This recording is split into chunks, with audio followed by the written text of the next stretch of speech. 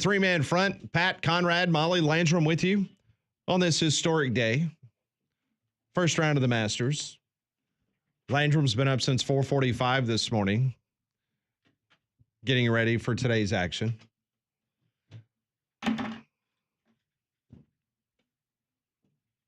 Well, that was a deal, but golly, yes, I have. I'm excited. Day one of the Masters. Let's do it. I got my leaderboard. I got my Masters app downloaded. Everything's ready to go. I was doing some deep diving yesterday afternoon, and I have come to the conclusion that Molly is going to win this year's contest. Have you? I have. What made you come to that conclusion, Patrick? I was just started breaking down everybody's teams that we have on this year's Masters competition between the four of us, and if I was a Vegas insider, I would put Molly as the favorite based on who she drafted and who she has. Collectively, I would say that my roster that I have this year they probably win all of the endorsement deals if you total them up, because there's a lot of names there, but names mean nothing at Augusta. You're very chalk heavy. I'm very chalk heavy. I'm following the pattern of the NCAA tournament this year, Pat. I think it's a year of chalk. In all sports. Chalk holds. In all sports. Yes, except for Major League Baseball. I think Conrad and I will be battling for last. Well, I hope you didn't jinx me.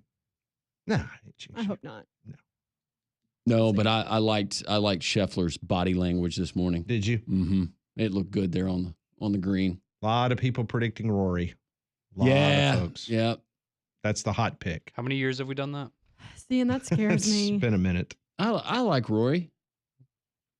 And he's chasing that elusive green jacket, but he's going to be fine if he doesn't get it. Yep, needs that for the Grand Slam. He's won every other tournament. Yeah. Except the Masters. But he and Tiger are doing pretty well, I think, in some of their side ventures. Their investment deals that they have. You know, I was kind of surprised the other day. If you missed the interview with Doug Bell, Doug was not enamored by TGL. No. And he thought the technology was cool, but yeah, he wasn't as fired up about it as someone like me. Doug's a really good golfer, it. too. Anybody who knows Doug, he can certainly play the game.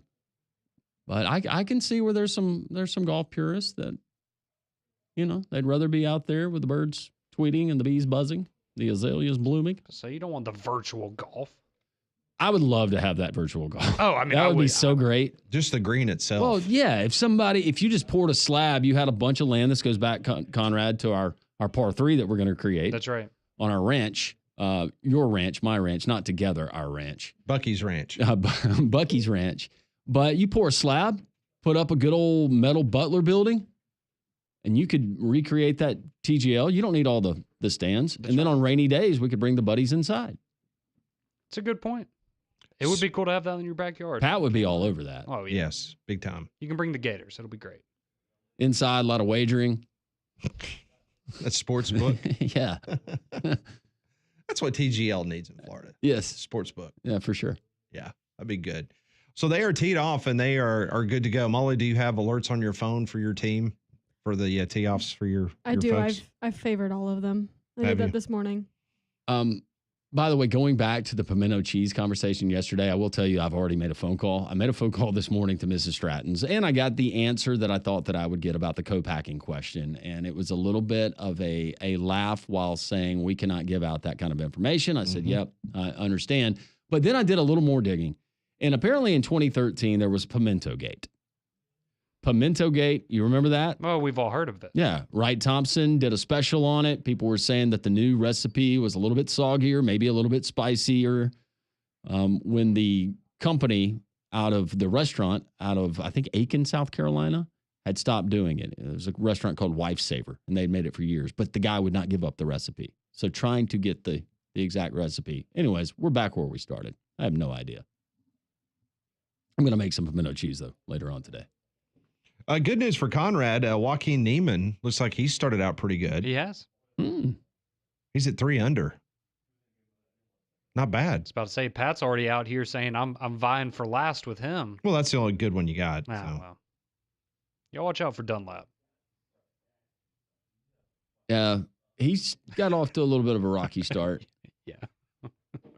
That's what I get for trying to. Of course, last year, Landrum had every single one of his golfers didn't make the cut. Yeah. I think he had one. No, yeah, I think I had one that made the cut. But I knew it by middle of round 1 last year. You had Sander. That I was not going to win. He was your one. Yeah. This year I went with a little more chalk. Very nice. Hey, shut that door. Yeah, shut that door, I Molly. don't Shut want that to hear door. the conversation out in the hallway.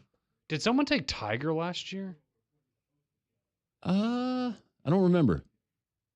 I'm trying to remember. I feel like someone took him as like, oh, well, it's Tiger. I'll just take him. And then it, just went how we expected. This Masters app is they do everything so well. I will say back-to-back events, because the NCAA tournament, the way that their app works is It's phenomenal. Oh, it's fantastic. And now to get this with the Masters, yeah. I've got three They guys do it on the better than course right anyone. now, and collectively my combined score is -2. Okay. So, Did you ask if someone picked Tiger? Last year? Yeah. No. Okay, good. I have last year's standings. Who finished in second behind me? who almost won the green jacket? I think it was Molly, wasn't I it? think it was me, yeah. Because, I remember me and Landrum we had poo-poo groups last year. Yeah. It wasn't good. Yeah, it was not good at all. Not good. Uh-uh.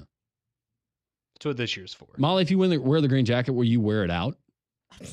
You can Of pull that off. course. You can pull that off. What would you wear that green jacket with, though? I'm trying to tie it all together. Maybe like some nice slacks. Okay. I have some good pants that I could wear. My golf shoes. Yeah. Maybe like a nice 18 South Polo under it. Very nice. Mm-hmm. I like where you're going here. Thank you. Mm-hmm. I have some jewelry too. I can wear it with. Nice pair of earrings. Ooh. What about a Kanga hat? I don't have any of those. Yeah, I got one you can wear. Thank you. It look good. Thank you. I feel like if Molly was a golfer, she'd wear a visor. When you worked at the golf club, did you wear a visor or a hat? I just wear hats. My master's hat. I have a couple of like TPC hats, Callaway hats. I've got a good number. When you worked at the liquor store, what kind of hat did you wear? I did not wear hats at the liquor store. Just wore a branded polo. I feel like she would have the flap like the old spot built cleats. She would have the flap on the top of the golf shoe. Yeah. One of my with some ruffles. One of my shoes I wear for umpiring, I have that. You got the flap? Mm-hmm. Yeah. It's a good look. By the way, how are your new umpiring shoes? Feeling good? Oh, man, it's fantastic. Yep. So unfortunately, I have to have multiple because, I have turf shoes. Yeah. And then I have you fancy people out there. The dirt when I'm calling games on dirt. Wait, so are they just trainers? Are they like rubber cleats or what? The turf shoes are basically baseball training shoes. Yeah, okay. They're not cleats or spikes, obviously. No, but they have the on the bottom. Yeah. Mm-hmm. Yep. I used to love those. I'll be on turf tonight.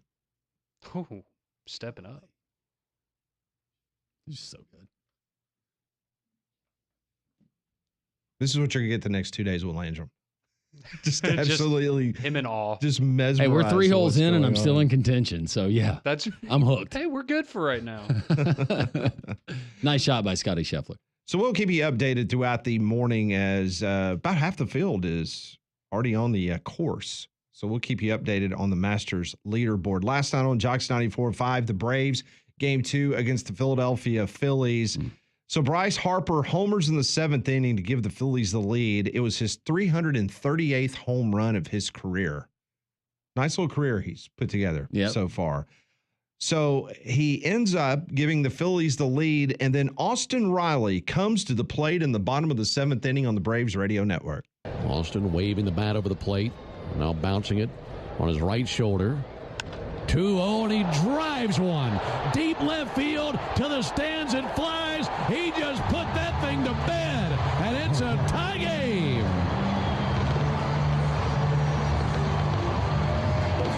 That ball was crushed by Austin Riley. And it's a tie game again, 3 apiece in the bottom of the 7th. That was big for Austin Riley because he's now above 200. He's been struggling as of late the last couple weeks. So that was a big home run for the Braves as they were able on that home run to tie the game off of Joe Ross. And then you went to the 9th inning. And, man, it was murderer's row for the Phillies at the top of the 9th inning. Trey Turner came to the plate in the top of the 9th, game tied.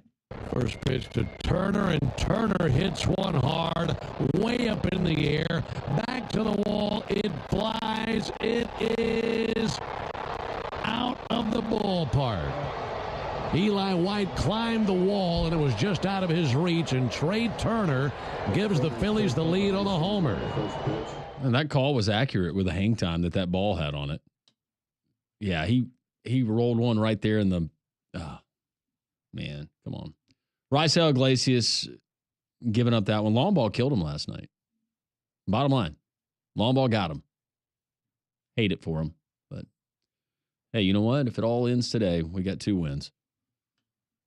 Yeah. Wow. I think you'll get a few It's more. morbid. Yeah, I think you'll get a few more. Yeah, we got Swelly on the bump today. Yay. Yes. And talking about him, looking at some of his numbers, he has been unbelievable to start the season. 14 innings pitched, 3 hits, no earned runs, 14 Ks, 1 base on ball. That'll work. That will play.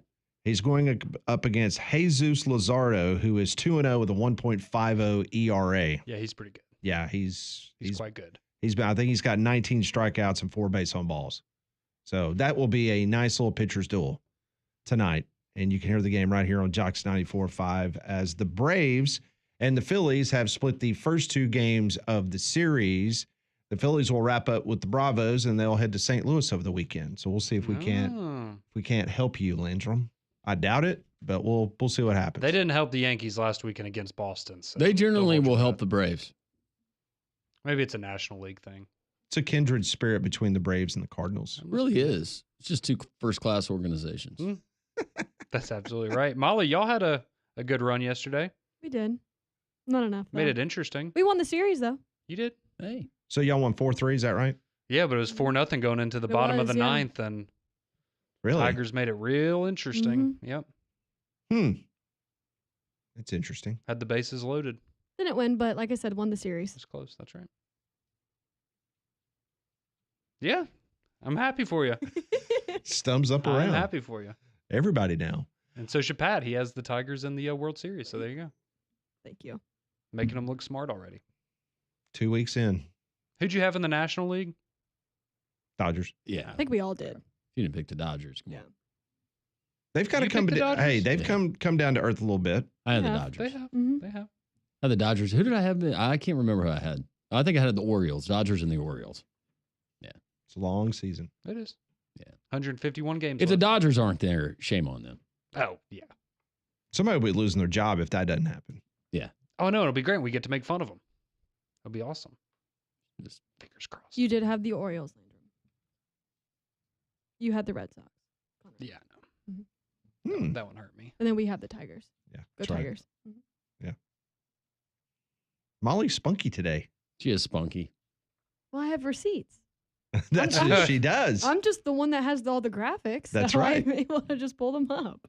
We don't like that. We like to kind of gaslight people. Our own little Coach Prime here on the show with all her receipts. Yeah. We do like the guys like I'm the people. Canva keeper. That is That is true. I have them all. That's right. That is very true. Coming up at 11 o'clock, Rodney Orr is going to join the program. We will talk to him about the Alabama scrimmage, practice, non-game, whatever they're playing in Tuscaloosa coming up on Saturday. Rob Pate will join us at 11:45. We'll get his thoughts on Auburn's basketball season concluding with a loss in the Final Four, and also get his thoughts on Auburn's practice/scrimmage coming up on Saturday. Mike Newton, good friend of the program, friends of Rickwood. They've got a cool event coming up this weekend at Rickwood. It's going to be beautiful weather after some storms get through here tonight. So opportunity for you to go out and enjoy Rickwood Field. He will tell us all about that coming up in the 12 o'clock hour. This is Three-Man Front, day one of the Masters. We'll keep you updated what's going on over in Augusta. This is Jocks 94.5.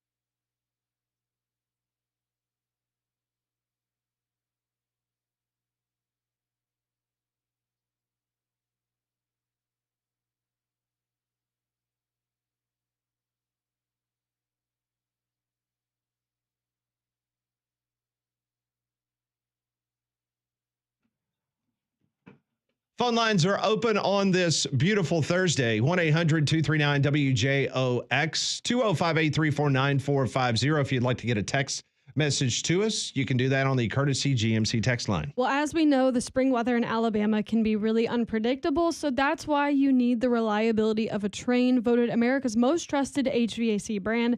And right now, you can receive up to a 10-year warranty on parts and labor on select Trane home comfort systems. So to find out more, go and visit Trane.com.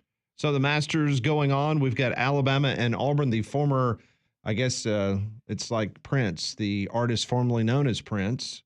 The games formerly known as A-Day this weekend on Saturday for Alabama and Auburn.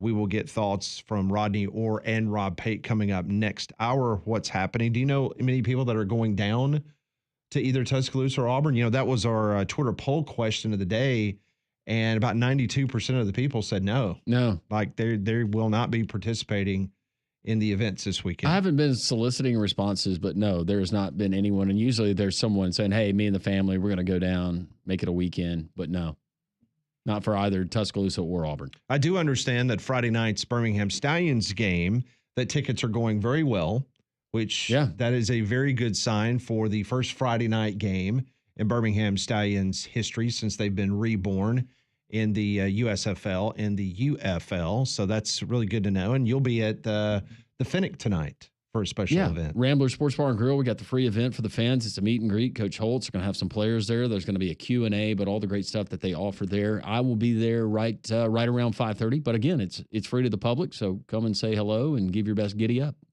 Giddy up. Giddy up. A lot of people will be there, and Skip Holtz and some of the players. And we had Skip Holtz on the program yesterday. It was interesting because our show kind of went viral throughout the world of spring football because Molly had sent out the clip of Skip Holtz talking about Magoo looks like he's going to go on the IL, and they made that official yesterday afternoon. So he was injured on that first series against Michigan, and Matt Corral came in and quarterbacked the rest of the way. And Skip Holtz was very honest with this yesterday, and he said that it looks like it's a shoulder problem, and it's probably going to require some time on the IL, and that's what the Birmingham Stallions officially did yesterday afternoon. So it is Matt Corral moving forward. So we'll see what happens with this offense for the Stallions that looked pretty good at times against Michigan, but the offensive line performed much better than they did in week 1 when they gave up 8 sacks, gave up none last week against Michigan. So you can always get your tickets online as the Stallions will be hosting the Arlington Renegades. The Stoops. The Fighting Stoops. Yeah. And then you remember this, Pat, the guy who's the offensive coordinator for Arlington, Chuck Long. Chuck Long, famous individual that almost beat Bo Jackson for the Heisman. And Molly, you will love this. In 1985, Chuck Long put up some stupid good yards at quarterback for the Iowa Hawkeyes. Boo. Isn't that amazing? That's a great trivia question that he finished number 2 behind Bo Jackson for the Heisman Trophy. That's the first year I remember the Heisman Trophy. One of the greatest college football players of all time, and Chuck Long finished number 2 behind him. That is just insane. And what's insane is you had a quarterback at Iowa that won it. When we think about that offense now, did they throw the ball more in 1985 than they do now? Pretty much. Probably. Still a good-looking helmet. I do like the helmet. I've been eyeing that for the last couple of years. Hey, Pat, have they ever reversed it where you have the gold and then the black, where you just reverse the pattern on the helmet? That would be a good. Ooh, that'd be cool. That would be cool. You got to get Ferentz out of there, though. Yeah, Molly's trying to buy one right now. He's crusty and stuck in his ways. She loves Iowa so much. Hayden Fry changed their helmet to look similar to the Pittsburgh Steelers because the Steelers were winning all those Super Bowls at the time. That's a good-looking uni. Mm-hmm. It's a pro-looking uni. Yeah, I agree with that. They just Caden Proctor didn't like it. That's why he came back. No. Well, black's supposed to be slimming. Well, he's waiting for the black Alabama jersey that Conrad keeps predicting is going to happen under Kalen DeBoer. I'm hoping for gray. It might have been the gold britches. So you want the gray over the black? Yeah, like those great Washington State gray uniforms. Just copy them. Kind of gunmetal gray. Is that what you're talking about? That's right. And then I do still want the tusks on the face mask. Don't think that one's coming out, right? Yeah. Oh, yeah. Absolutely. Kind of look like Mad Max. Yeah. You seen any of the Mad Max movies? Yeah, exactly. But even more deadly. Like some of the, I don't know, because I had to shop for one for Christmas. A bicycle helmet for a child. They have like the stuff that comes out of the helmet. You can get like a dinosaur, Like a mohawk I've seen or those. something like that. So you're saying something that's Nerf that comes out of the helmet that possibly impedes vision. Oh, no, not Nerf, Ivory. You want ivory, real ivory. Oh. Enjoy PETA. Yeah, I was about to say that would cause some problems. If you're wearing the crimson jerseys, you won't be able to see all the red paint that they throw. That's right. By the way, Stallion's a 3.5-point favorite Interesting. of the Renegades. The over-under is at 39.5. Yeah, I'm taking the under. Arlington has not given up many points this year. 9 points in 9 points each in the first two games. And scoring a lot of points. That's fine. You ain't been to the stable yet. I was about to say that's fine. Get a Is that what 21 we're to calling 10 win. protective? The stable? I like the stable. You like the stable? Yeah. What do you think? I haven't really thought about it, to be honest with you. What about the Iron Stable? The Does that stable at sound- Protective? The Iron Stable? The stable at Protective Stadium. That's kind of long. Yeah, it's kind of a mouthful. I mean, you wouldn't want to say the pasture. No. I like the stable. There's something you could do something with that. These greens are slick today. And we're all over the Be place. careful. Don't say bikini wax. I was about to say No. the bikini wax they Uh-uh. put on them. Yeah. 1-800-239-WJOX. Let's go to Chris and see what Chris is up to today here on Three Man Front. Hey, Chris. How you guys doing today? Doing good, Chris. Who you got in the Masters? Who you like? You like Victor Hovland? You like him? I don't watch a lot of golf, so I can't really commentate on that. Oh. Okay. I'm like I said, I'm to answer Monday. Before I got cut off, I had to answer Conrad's question. Was I taking off my shirt come tomorrow? Most definitely. What I'm more upset is if they have to have more than half the Josh crew don't be there and don't do the same, being you, Pat, Landrum, even Molly can join. It need more females in that pile. Big meaty men slapping meat around. You know what I'm saying? But other than that, I called because certain someone needed to be addressed. I wonder if I should cut a promo on them. Because I'm gonna let Conrad decide that. What you think, Conrad? Should I cut the promo? Answer that, Conrad. No, hey, Chris, let it fly, man. Can I get some background noise? Maybe a little Goldberg intro or something like that. Come on, If that's all right Conrad. with you. Hang on, give me 1 second. Give him a second. All right, Molly, plug in the fog machine. Hit one to go. You Hang got on something? one more second. One more second.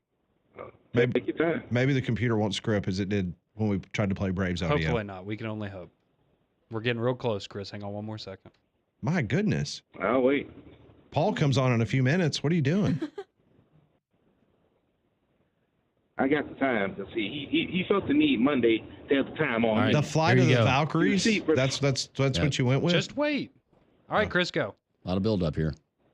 It's crazy to me that a certain someone that we all know and love named Bama it was named to mention my name when it comes to talking about a Bama and Auburn issue when he's a Miami U fan, right? Is that crazy or was it not? Because it baffles the mind. You think the key word when it comes to Miami U is relevance.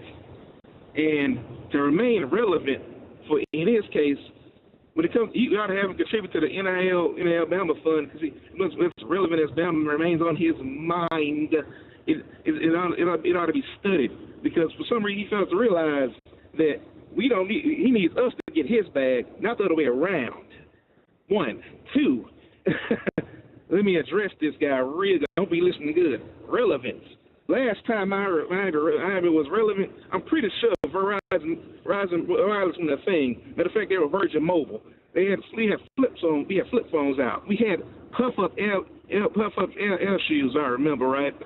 Last time you were relevant, my God, the only thing that was popping off in Miami was literally the U players being what the orange sap and what was it Michael Irvin popping up cocaine in their nose. That's side of the point. Y'all take care.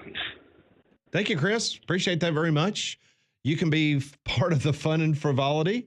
Just dial those numbers, 1-800-239-WJOX, and Conrad will get you some walk-up music, and we'll have a good old time. I was not expecting. Feel like we're at the ballpark.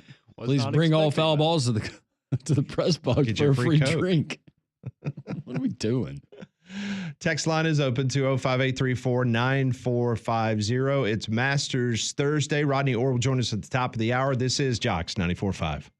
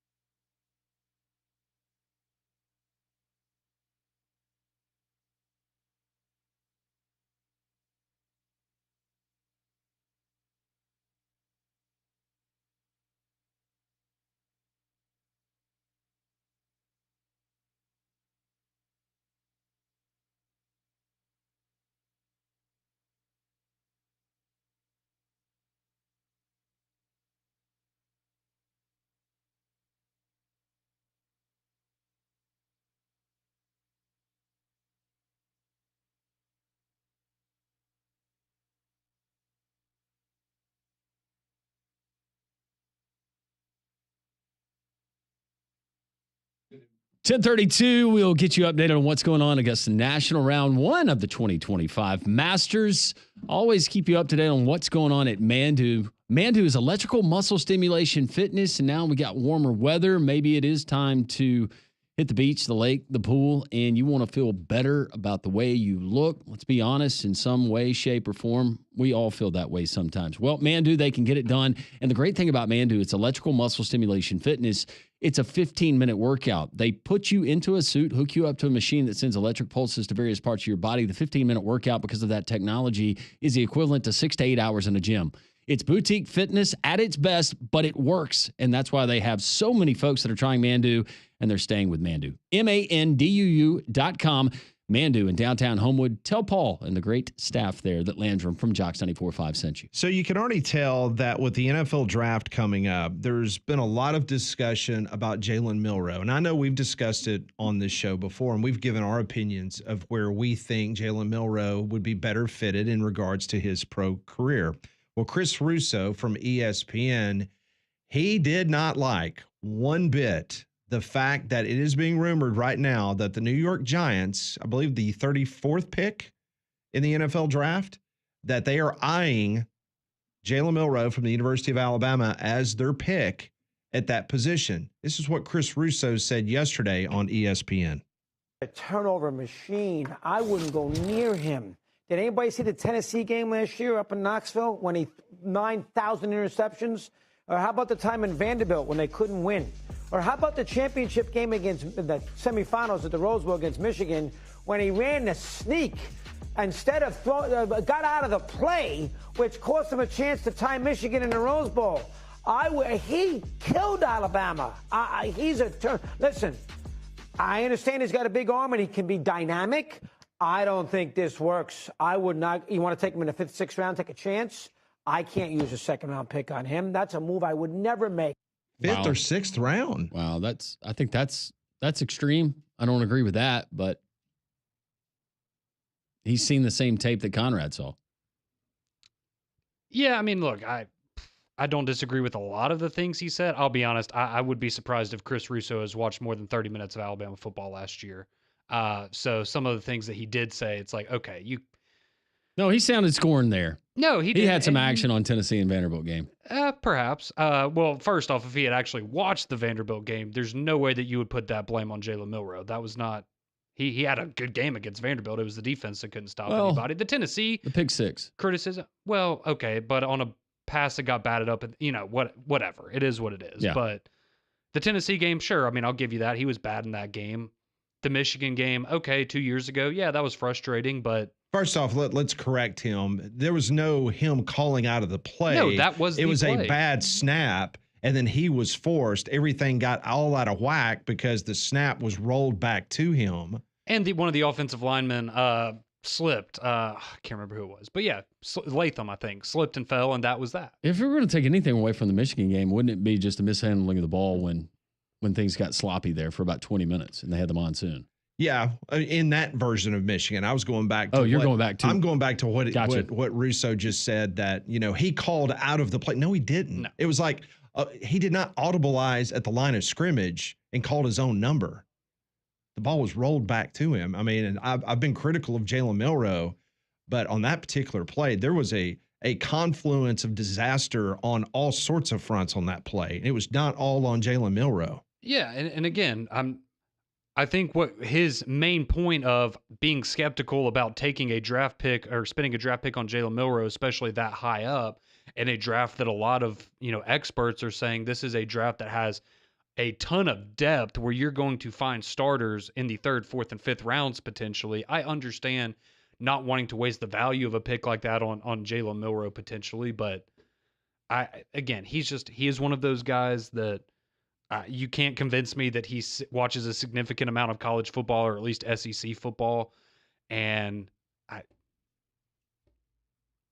he's the kind of guy that thinks because you say something louder that you are making a better point than someone else, in my opinion. So I don't really give him a lot of credit for that. But yeah, I mean, if he's a Giants fan, he doesn't want Jalen Milroe, I can't really push back on that. But there's one thing for sure. I mean, he is an icon in the New York metropolitan area when it comes to media. Oh, absolutely. And so when he says something, don't think for a second that those Giants fans or Jets fans they listen. Don't perk up and they pay attention to. So to me, that is a developing storyline of this draft is Jalen Milroe. Because you can say all you want to about the very top part of the draft in regards to Shedeur Sanders, Travis Hunter, whatever the needs are of those teams in the top 10.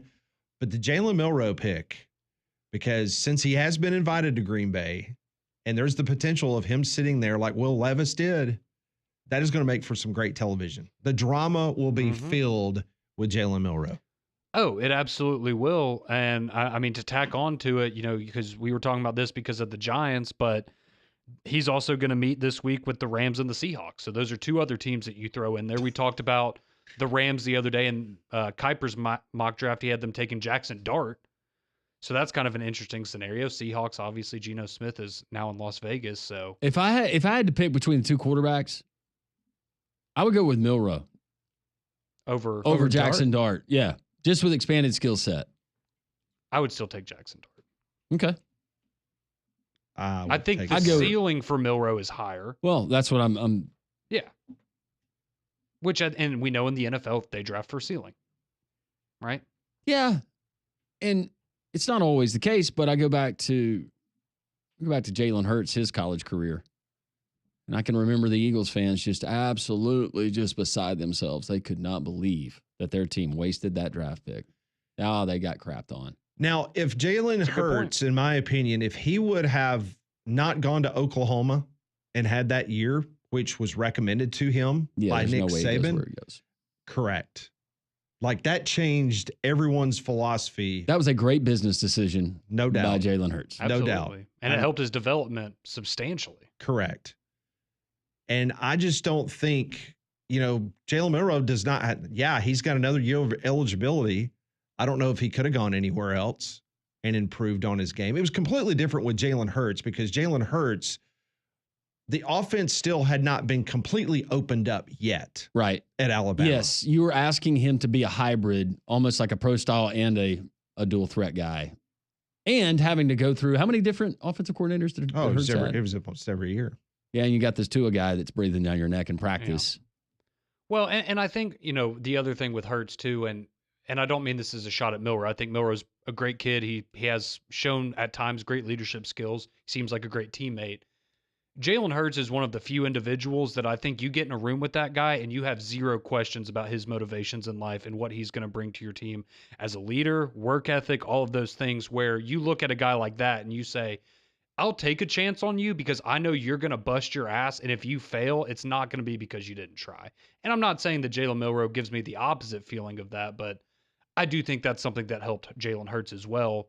And being confident in taking somebody like that in that position is you knew what kind of human being you were getting between the ears. And that's incredibly important in the NFL, especially for young guys that have something to prove. So we'll see if Milroe can follow suit. Who knows? Maybe he'll win a Super Bowl for the Eagles. And would you, if you were in Jalen Milroe's position, would you accept the invite to go to Lambeau? And I know it's personal preference. I wouldn't. Not unless a team had specifically told me we are taking you at this spot if you are there, 100%. I would just be gun shy because of what happened to Will Levis. Right. I mean, there were some mock drafts. Landrum brought it up the other day. There was a couple of mock drafts that had Levis in the top 5. Number 2. I know. I was being nice, saying top 5. So the whole point is, I know a couple months ago we saw something that had maybe, what was it? Where are the Steelers? Like 17? 21. Oh, 21. Yeah. That was like the highest I think we had seen where Jalen Milroe. And so, but to him get the invite, which absolutely had to pick my jaw off the floor when I heard that, they got to be getting information from somewhere that they feel really good about where he is. Or they're using him as the TV ratings. Look at this sacrificial lamb. I would hate to think that, but I don't put it past any network to do that. Well, and you got Nick Saban that's going to be there. Yeah. Right? On the set. He'll have plenty of things that he can chime in on Jalen Milroe. It's just going to be very interesting because, what happens also if, maybe somebody falls in love with Jackson Dart and you see somebody trade up in like Michael Penix last year. Who thought he was going number 8 to the Falcons? So maybe someone falls in love with Jackson Dart or Milroe and you have 3 quarterbacks go in the top 10. Well, then what are the other teams going to do? They're going to start getting antsy and going, oh, crap. All right, we can't wait around for if we think Milroe's the guy, let's go get him, and you'll see somebody make a move potentially. So, well, we also know that in the NFL draft, there's a lot of bait and switch going on. Oh, yeah. I mean, okay, we're all about this guy, but instead, we're going to go over here and completely go against what everyone thinks the conventional wisdom is going to be because internally, we like this player better, but we're going to let everybody else in the world think we like this player. Like when the 49ers convinced the Bears they were going to take Trubisky, so the Bears traded a first-round pick to move up one spot, took Mitchell Trubisky. That was a disaster, and the 49ers never even wanted to take him because he was Mitchell Trubisky. With some of these guys, whether it's, and it depends on where you're slotted and what that money looks like, but if you're like a guy like Jalen Milroe, can you imagine just years from now, you've retired, you hung it up, and you're looking at your portfolio and somebody who's just off the street, well, how'd you make your money? Well, I play football. Oh, really? Play in the NFL? Yeah, but I made all my money in college. There's going to be more and more of that. I mean, we'll see where it ends up. But let's say, hypothetically, he's back half of the first. Let's say he goes to Steelers at 21. He will have made more money this past year at Alabama than he will next year with the Steelers. Yeah, I saw some NIL valuation, the top players from last year's college football, and Jalen Milroe was a top 10 player, supposedly $2.7 million. That was NIL endorsements. I think he probably got a little bit more than that. I was about to say it was, yeah. But On3 had his valuation at $2.7 million last year. Of course, they had Shedeur Sanders at like $6 to $7 million. Yeah, at Colorado. So it's that gray area of, okay, NIL sponsorships, because now moving forward, when you see an article like yesterday where Chris Lowe said that Auburn is going to have a $20 million payroll, that's basically what they said. Mm-hmm. You're not worried about Landrum Roberts Lawn Service sponsoring Cam Coleman.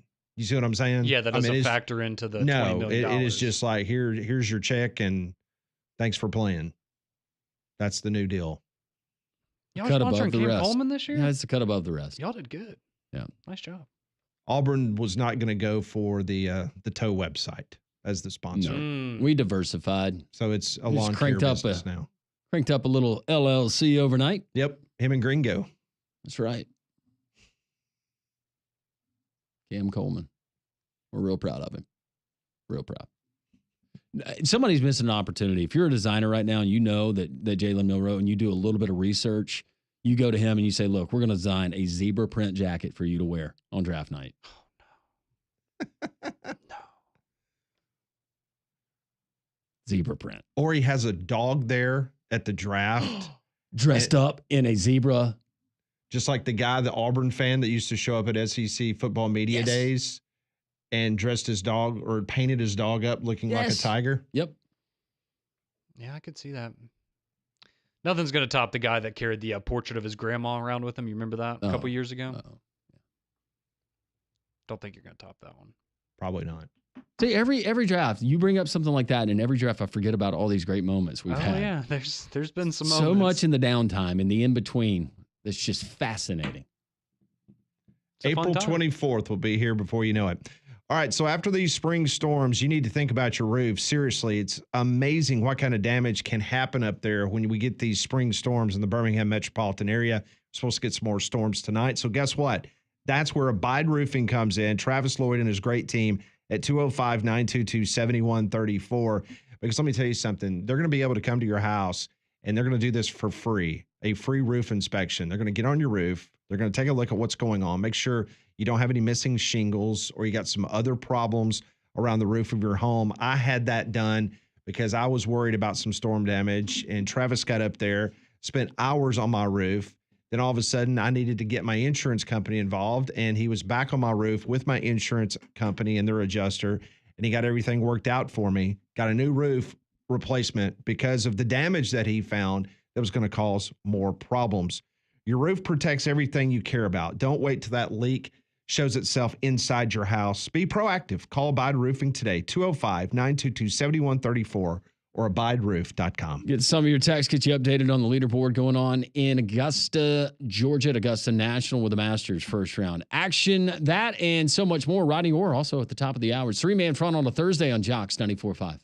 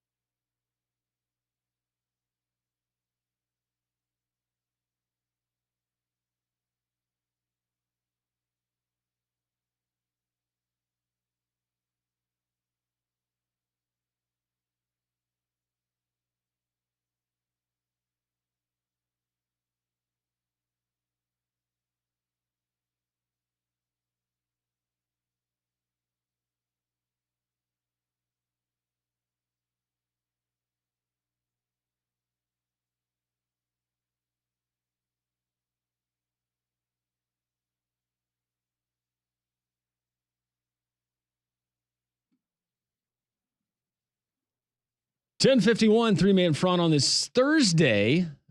Play underway in Augusta, Georgia, the 2025 Masters. We do have a leaderboard update, as they typically do. They got started very early this morning. It was really cool to see Jack Nicklaus and some other notables. And so Jack Nicklaus, was that his wife that was caddying? It was his wife this morning. Mm-hmm. That was really, really cool. But a lot of special moments. Right now, we'll take you to the leaderboard. And right now, Aaron Rye. Woo. At 4 under par, as he has played through 10. Steven Jaeger, the German, making his second Masters start. Has just birdied number 9. He is at 4 under par. Neiman, Scotty Scheffler, Hatton, all at 2 under. There you go, Hatton. I got Hatton. That's Pat's guy. I said that. Riley also at 1 under par. Anybody have Kim? No, he's Molly? at 1 under. Zach Zalatoris at 1 under, along with Bernhard and Longer. Dr. Mel's buddy. Fred Couples at 1 under par. Also, Connors standing at 1 under as well. Jordan Spieth, who was at 2 under, gave 1 back, but still 1 under par. Who else do you have? Morikawa? Is that Molly's? Morikawa? He is even, as he has played 7 holes. We'll keep you updated. There's a lot of golf left to be played here on a beautiful, but a little bit brisk day in Augusta, Georgia. You didn't get to Dunlap. He's like way, way down there. He's at the very bottom. Actually, we will be fair to Auburn and Alabama fans. Nick Dunlap, young man from Spain Park High School, very talented, already run a couple of tournaments. He is at 6 over par through 7 holes. Patton Kazire, Auburn golfer, 7 over. Yes. Through 16. That's what I'm talking about. So I'm going to finish. You had to bring in the iBog. The iBog. I like it. So we decided yesterday it's the cumulative, right? That's what we're doing? Yeah. Okay.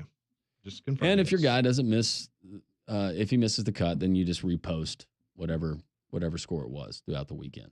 So we don't stop. It just carries through. You know what I'm talking about. Yeah, so I am at a significant disadvantage to start us off at 10:53 on Thursday. I made it this far. Well, at least you won't have to worry about the weekend. That's right. You can kind of Conrad, I can just it took until right now I just remembered that you have Nick Dunlap. Okay. Oh yeah. That's why I was asking. That's right. He wasn't asking because he's a No, let's be honest. He's Crimson Conrad. He wanted to know. And it's a local story and it's really cool. And he's played really well. And that's why I picked him, because I was like, long it's not shot. a bad pick. We'll see what happens. It was a good pick by you. He can turn it around on the back 9. Or sorry, the second 9. You're learning. The second 9. Don't say the back 9. I mean, actually, there's 3 Alabama guys that are playing in the Masters. Who else? JT and Davis Riley. Riley. I've got Justin Thomas. He's a 1 over. Riley teed off at 640 with Patton Kazire. He's in that group this morning. Very nice. Do you see him on the leaderboard anywhere? He was 1 under, right, Riley? Yeah, Riley? Davis Riley is? Yeah. Let's see. Yeah, he's 1 under. Tied for 6th. You should have taken him. Yeah, should have. And he's almost done for the day. He's through 16. Masters debut. Finished tied for 6th in the Puerto Rico Open and 7th in Tampa. And then he won in Fort Worth last year. Davis Riley. Make Conrad proud. That's right. Should have picked you. So did you watch the NBA last night? I did watch I watched the Lakers and Mavericks game. 45, right? 45 points, yeah. Wow. And he cried before the game. Shed those tears, wiped them off his face, and went out there and absolutely destroyed the Mavericks. I did see a viral video of Mark Cuban sitting in the stands, and when the fans were chanting "Fire the GM," Yep, fire Nico. You could tell that Cuban was very uncomfortable. Yeah, if you still follow, or any of our listeners still follow our old friend Matthew McLaren on social media, he was not having a good night last night, as were the none of the Mavericks fans being It was brutal to watch, and you could tell it definitely looked in the moment like a situation where Luka looked like a guy that never wanted to leave Dallas, and now you're having to watch him come back into your home stadium or home arena and drop 45 points on you. He had 31 points at halftime. Spending another 20 seconds on the NBA, what else are you hearing on the Denver situation? Weird. I don't know. I Nobody saw knows a what story happens. that they were saying he was so toxic the last couple of years. Well, apparently him and the GM didn't get along very well. So the belief was that either Malone or the GM was going to get fired, and they just decided to get rid of both of them. But now everyone's worried that Jokic is going to force a trade, and he also has the potential to go back home and play overseas if he just doesn't want to deal with what's going on in Denver anymore. So weird times here in the NBA with a couple games left in the regular season. I would think he would be able to name his price back home. Oh, yeah. Just like I think he would be able to name his price in the United States. Absolutely. Funny enough, though, if you look at the betting odds, the favorite to trade for Jokic is the Lakers. So you could have Wouldn't that be LeBron, something? Luka, and Jokic. That is in unbelievable. LA. Yeah. All right. Rodney Orr is going to join us next. Talk a little Alabama spring practice. That's next on 3-Man Front.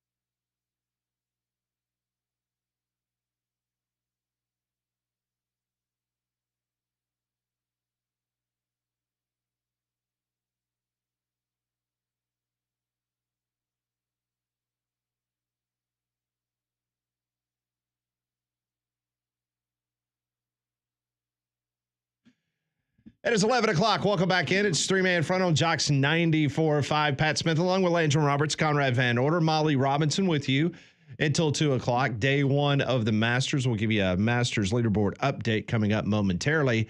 We'll also go to Tuscaloosa, Alabama, hear from Rodney Orr from Tider Insider as Alabama gets ready to wrap up spring practice on Saturday. We'll also talk to Rob Pate later on this hour as he'll give us the Auburn angle of things. Then Mike Newton, Friends of Rickwood, will join us at 12:30, talk about a very special event coming up this weekend. We do have a Masters leaderboard update right now. Top the leaderboard here in the first round. You have Aaron Rye and Steven Yeager both at 4 under par as Rye has made the turn playing the second 9 and Jaeger just completing number 9. Neiman and Scheffler along with Hatton all at 2 under par. Will Zalatoris is at 1 under. He has played 11 holes. Couples at 1 under par. English at 1 under. Connors, Harmon, Reed, Gracerman all at 1 under. Jordan Spieth is at 1 under as well. Other notables, let's see. Morikawa, that is Molly's golfer she has on her team this year. He is even through 7 holes. Lee and Day also even. And trying to find anybody else besides Nick Dunlap, so I don't have to read that score again. Phil Mickelson, by the way, is 2 over par, if you were wondering about Phil. So, pretty cool about Freddie Couples. His 40th Masters that he's playing in. You know who he was college buddies with, don't you? Jim Nantz. Jim Nantz at the University of Houston. Yep. Freddie Couples, man, he's always been the guy that never wore the golf gloves. And Freddie Boom Boom Couples. I think he did the Moises Alou. Was it Moises Alou that used to callus up his hands with certain things that are like found in your... More like stuff that Conrad... Well, Conrad, yeah, that's what Conrad cleans his tub with. Yes. There's maybe some ammonia in there. I don't know. Mm-hmm. Are you talking about the bikini wax? No. Again? No. Now we're talking about calluses on baseball players' hands. Toughen them up. Freddie Couples doesn't wear a glove. Yeah, I mean, my hands are fine, but my feet calluses are just out of this world. It's not right. He's just not right. You No. bring on Rodney. Trying to regroup here. Rodney, we're a tighter insider joining us. I'm sure he's dialed in to the Masters. Hey, Rodney, how are you? How you guys doing today? We're doing great. Are you a big golf fan? You like the Masters? Will you watch it? You know what, man? I'm gonna disappoint you guys. I'm really not.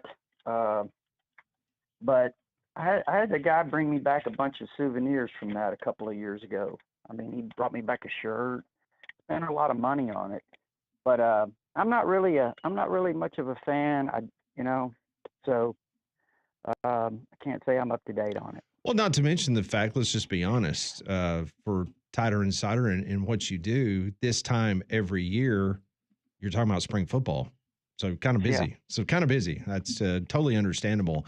So just your thoughts from 30,000 feet in regards to how you think this spring has gone so far. You know what? All the feedback I've gotten has been pretty positive for the most part. I mean, there have been some naysayers about, not necessarily about spring itself, but about the team, what their expectations are. But no, I think it's been pretty positive. I mean, the intensity's been really high in the practices. I think that the enthusiasm has been really good based on everything I've heard. And there's some people that think this team has a chance to be really, really good. They're expecting a lot of things from the defense, and they think if the quarterback comes around, that they could be explosive offensively. Speaking of the quarterback, when it's all said and done, whether it's at the end of spring or whether it's the beginning of fall camp, Rodney, how many of the quarterbacks currently on the roster would you just guess would still be there?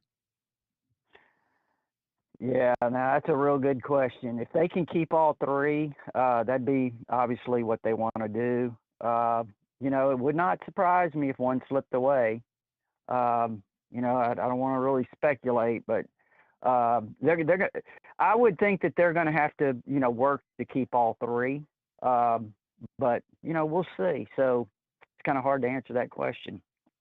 In regards to what the fans are going to see on Saturday, I've seen some lists out there in regards to players to keep your eye on. A lot of freshmen getting an opportunity. Just throw out a couple names, guys that you've heard that's really performed well during the spring, and perhaps fans will get a small burst of eyeball look at what potentially could be what's coming up in the fall. Yeah, I think if you want to watch some newcomers, I would probably, if you want to start on the offensive side, I would say watch number 1, Isaiah Horton, who I think is going to make a big impact this year, the transfer from Miami at wide receiver. That's going to be one. I think a couple other young wide receivers to watch would be number 17, Latsier Brooks, I think he's got a chance to really make a significant impact. He's a really dynamic playmaker. I think Derek Meadows could be interesting too. He'll be in number 30. He's a 6'5", maybe even taller, from Las Vegas. Those are a few. I would also say, if you're looking on the offensive line, I'd watch for.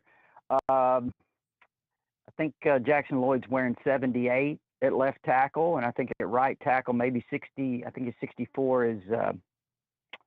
I can't remember if he's 64 or not, but Michael Carroll is a guy that I would probably keep an eye on at right tackle. Those are a couple of young players just to kind of see how they perform. I think on the defensive side, really you got to watch for number 5 at cornerback, Dijon Lee. He's been kind of the rave of spring. So, I'd really keep a real close eye on him at cornerback. He's been outstanding. And, there have been some other guys, Justin Hill, the freshman outside linebacker, he wears number 8. He's a guy that's been really good. In the secondary, 13 is Ivan Taylor, freshman safety. So those are some guys that, among the newcomers. Of course, Nakai Hill-Green, too, at inside linebacker. He'll be wearing number 41. That's a guy to keep an eye on. And there are some others, but those are some of those that I would really kind of keep a close eye on. If we're going to keep an eye on position groups, which one would you cite just right now, based on experience, turnover, whatever the case may be, would be the one that maybe needs the most fine-tuning or development?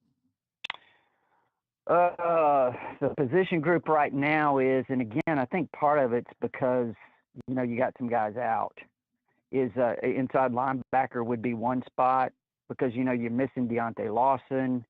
You're missing Justin Jefferson somewhat. He was limited this spring as well. So I think right now you've been working Nakai Hill-Green, a transfer from Colorado, who was the leading tackler up there last year, but also a bunch of freshmen. I mean, you've got, Luke Metz, Abdul Sanders, who's had some good scrimmages.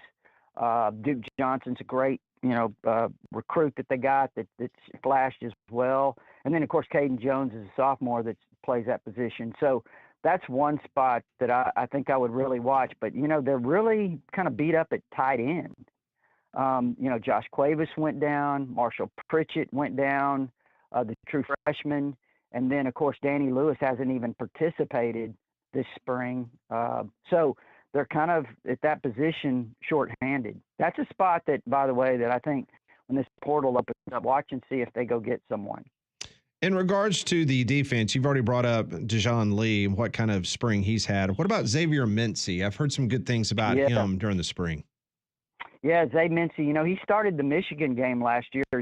He was the corner when he got here. Yeah. They moved him to safety, and he had 7 tackles in that Michigan game. And he's really good. I mean, he's got great height. And there's a coach that former college coach that's coaching in a school in this state that's watched him a little bit this spring. And he really commented on Zay Mincy about his length and also Dijon Lee, the length. He thinks, based on some of the feedback I've gotten from them, is that just the length that they have in that secondary is pretty impressive. Can you give me an update on our transfer punter from the Colorado School of Mines? Well, I tell you what, I don't know about old Blake Dowd. I know I saw him out there the other day, man. He's a big kid. He looks like the burn-up in the, J.K. Scott type, real tall. But right now, I think that would not be a position Alabama portal, because the kid they signed out of Fresno, Alex Esperoff, he hurt his knee, in his senior year. And he's still got trying to take care of that knee. So that could be a position that they go back to the portal. I know so much talk so far this spring has been the quarterback position and the wide receivers. Mm-hmm. Is it because the fact that you have some returners in the running back room that folks just aren't too concerned about what they have there in regards to how the running back core is going to look come fall? Sounds like a solid group, but probably not what, some of the groups they've had here over the last 10 years or so, just in terms of talent. I mean, I think Jam Miller's a really good back. Richard Young has had some moments this spring, it sounds like. Daniel Hill from Meridian is a big pounder. Of course, you got the transfer from Louisiana, Dre Washington. Haven't heard a ton about him this spring. Kevin Riley, there has been some talk, a little bit of buzz about him because he is so elusive and he's got really good speed. And of course, he's from here at Tuscaloosa County. And then AK Deer, the highly recruited freshman that I think it's just, still got a lot to learn. But it sounds like a good group, certainly not bad by any means, but probably not what we've seen in the past. Well, I know that you interact with some of the folks there at Tider Insider, and a lot of folks, and you're in touch with kind of the pulse of Alabama athletics. Have you seen a reaction to A-Day or the lack thereof, or the change up in the schedule where you don't expect as many Alabama fans to make their way down to Tuscaloosa? You know what, Landrum? I think most of the talk's been about basketball. Interesting. Very interesting. Yeah, a lot of talk. I mean, you can put something up to talk about football or recruiting or something, and people want to talk about who's going to be that point guard. Is LeBaron Philon coming back? So that's really kind of been the talk right now. It's been quiet. I think Alabama fans are caught up in this basketball team still. Yeah, well, based on what you know about Alabama and NIL, and I know that it's kind of sketchy, some of the information we get from all of these schools on their total NIL. Do you believe that will be an increase from last year's roster? Alabama paying more, or do you think right about the same or less? We talking football? We're talking basketball. Oh, basketball. You know what? It seems to go up, right? I mean, I don't think it's going down. No. So if I had to guess, I would say, you're probably going to spend a little more. But then again, I certainly don't have any facts in front of me. But it doesn't seem like anything's going down to me. In regards to football, I saw something that came out that Auburn was quoted in a story that they were going to spend $20 million at least on their football roster for 2025. Is that in the ballpark what you hear in regards to what Alabama has spent in the past, or you think Alabama will be significantly more than the $20 million that Auburn is reportedly going to spend? There was a list that came out, and I wish I had the exact numbers in front of me, Pat, but it had like the top 10, and I don't know where they got the numbers, but they had Alabama like 6 or something like that, and it was around 16. It was a little under 17, I think. For last year? For last year, yes. Okay. Yes. So, again, I think if that's the case, you're probably going up. Look, I know that you had to save some players this year that got offers from other places, so you had to bump them up. So I think that it's probably going to go up. Now, how much I don't know, but I don't know if it's going to be in the neighborhood. Did you say 20 million or 25 for Auburn? 20. That was the reported story by Chris Lowe at ESPN that he had sat down with Hugh Freeze, and this was Chris Lowe's words that Auburn was going to spend $20 million at least on the roster. I would think it'd probably be pretty close to that. Sure. That is Rodney Orr from Tider Insider. Joins us every Thursday on the show as we're talking the wrap-up of spring. We'll get a full report from Rodney next Thursday in regards to what he saw and everybody else witnessed there in Bryant-Denny Stadium at Saban Field. I always forget about adding the Saban Field in there. All right, so every week during this time, Rodney is so benevolent that he gives us a trivia question. And we ask the audience, and if they get it right, you win a free VIP membership to Tider Insider. And this is a doozy. When I got this... Hey, Pat, let me stop you before you read this doozy. Okay. Because it is a doozy. It's a big one. Because it's a doozy, I'm going to give them 2 years. So this one's going to be 2 years, and because, like you said, it is a doozy. It is a doozy. I consider myself pretty good at some of these. Like when you send them to me, I kind of answer before I look at the answer, and I did not know this. And Conrad shaking his head in the other room, he did not know. So this one might be a stumper, but this is for a 2-year VIP membership to Tider Insider. Here is the question. On the first play of the 1985 A-Day game, which famous public figure ran the ball for the Crimson team? Looking for an individual. First play from the 1985 A-Day game. Which famous public figure ran the ball for the Crimson team? There's a lot of people right now, Rodney, going to their. Shuffling. I know they're A going lot to of the. Googling going on. Well, I was going to say they're like pulling out their old VHS tapes and trying to find who ran the ball. And Rodney was nice because he was initially going to make them answer who tackled that person as well, but he decided that maybe was a little too difficult. So was this a? Can I ask for a hint? Was this a person who later became a public figure? They were a public figure at the time, and they allowed them to participate. I would say a public figure. Yeah, definitely a public figure at the time. Yep. The 1985 A-Day game was unique, and I won't. As you get to the answer, you'll see why. But it was uniquely set up. I'll say the rosters were, put it that way. Okay. But it was a public figure, and I even give you a hint. Well, I don't know how much of a hint, but I'll tell you who made the tackle. Yeah, who made the tackle? Cornelius Bennett. Jeepers. God bless the public Cornelius figure. really took it easy on the guy. I was going to say you never heard from the public figure again. He did not become a public figure after that. Jeepers. Okay, 1985 A-Day game. Which famous public figure ran the ball for the Crimson team, and he was tackled by Cornelius Bennett? Yep. That is a doozy. And this is for a 2-year VIP membership. So yeah, 2 years. Wow. Okay, Rodney. Well, phone calls are coming in, so I got a feeling we might be asking this question for a while, but you never know. I look forward to seeing how it goes. That sounds good. Rodney, always appreciate it. Enjoy the scrimmage, practice, get together, hot dog cookout, whatever they're calling it on Saturday. So appreciate your time. Okay, guys. Appreciate it. Take Thanks. care. That's Rodney Orr joining us on the Higginbotham Hotline. Once again, the question on the first play of the 1985 A-Day game, which famous public figure ran the ball for the Crimson team? And by the way, he was tackled by Cornelius Bennett. 1-800-239-WJOX. More three-man front on this Thursday. We'll give you a leaderboard update. What? Richard Shelby. Is that your final answer? No. Okay. More three-man front here on Jocks 94.5.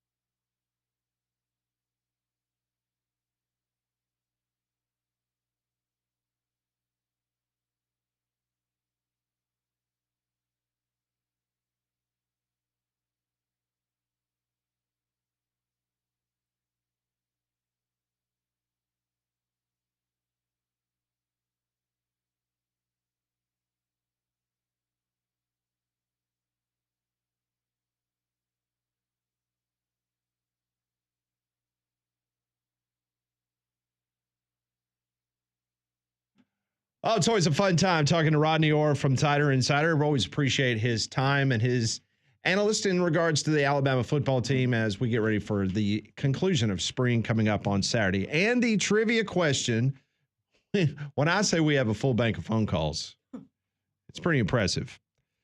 On the first play of the 1985 A-Day game, which famous public figure ran the ball for the Crimson Tide?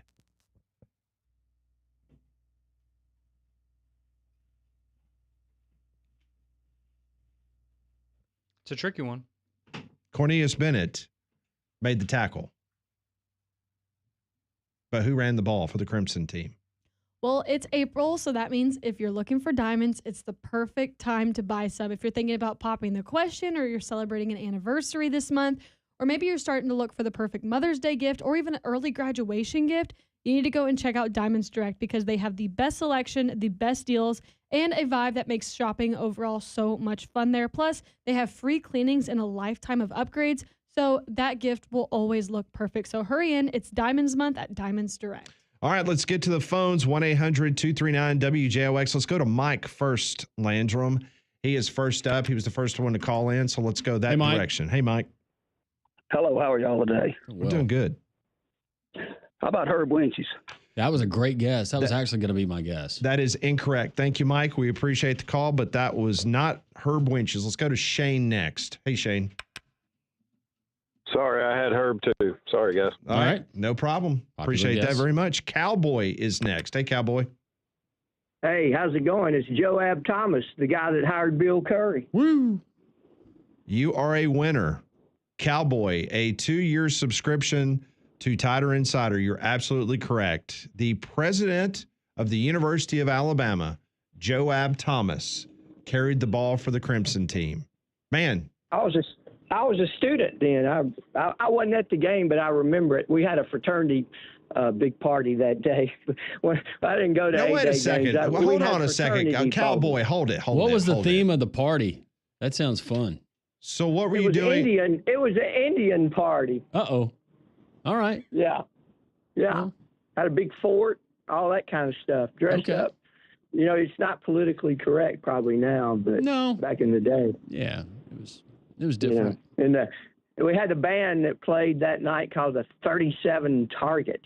They were good. 37 Targets. Yeah. So you did not go to the A-Day game. So you just hung out at the fraternity house and drank. Is that what I'm gathering here? Yeah. Okay. When I was a student, I didn't go to one A-Day game.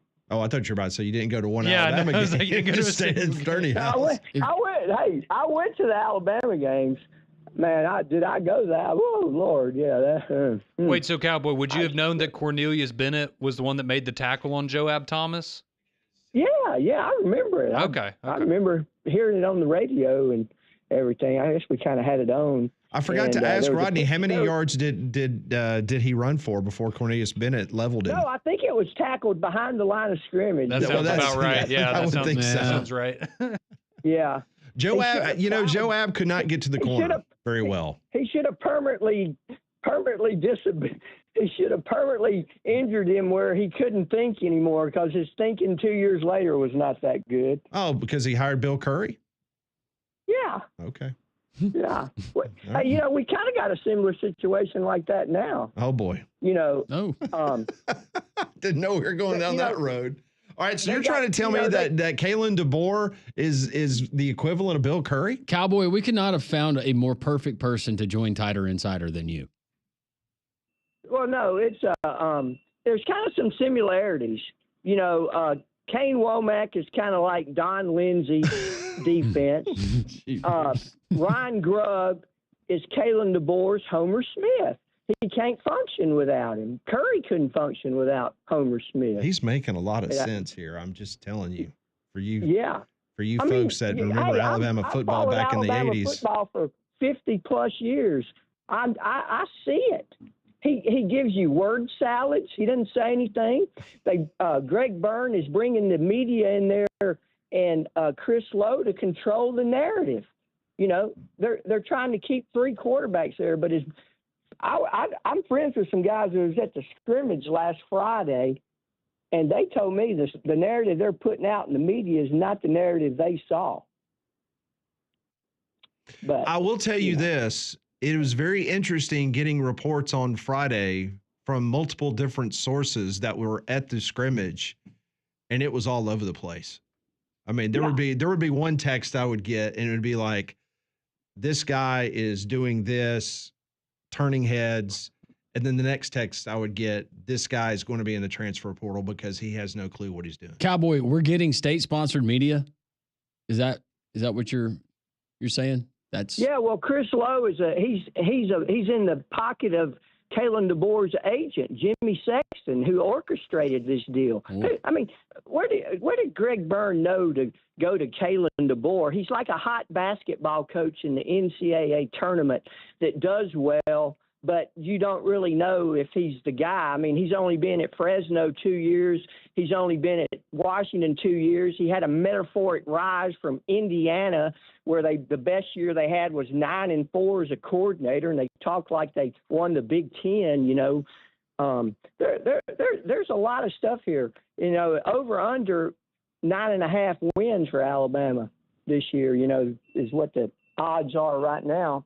But, you know, I don't know. I've watched it a long time, and I think the guy gives you word salads.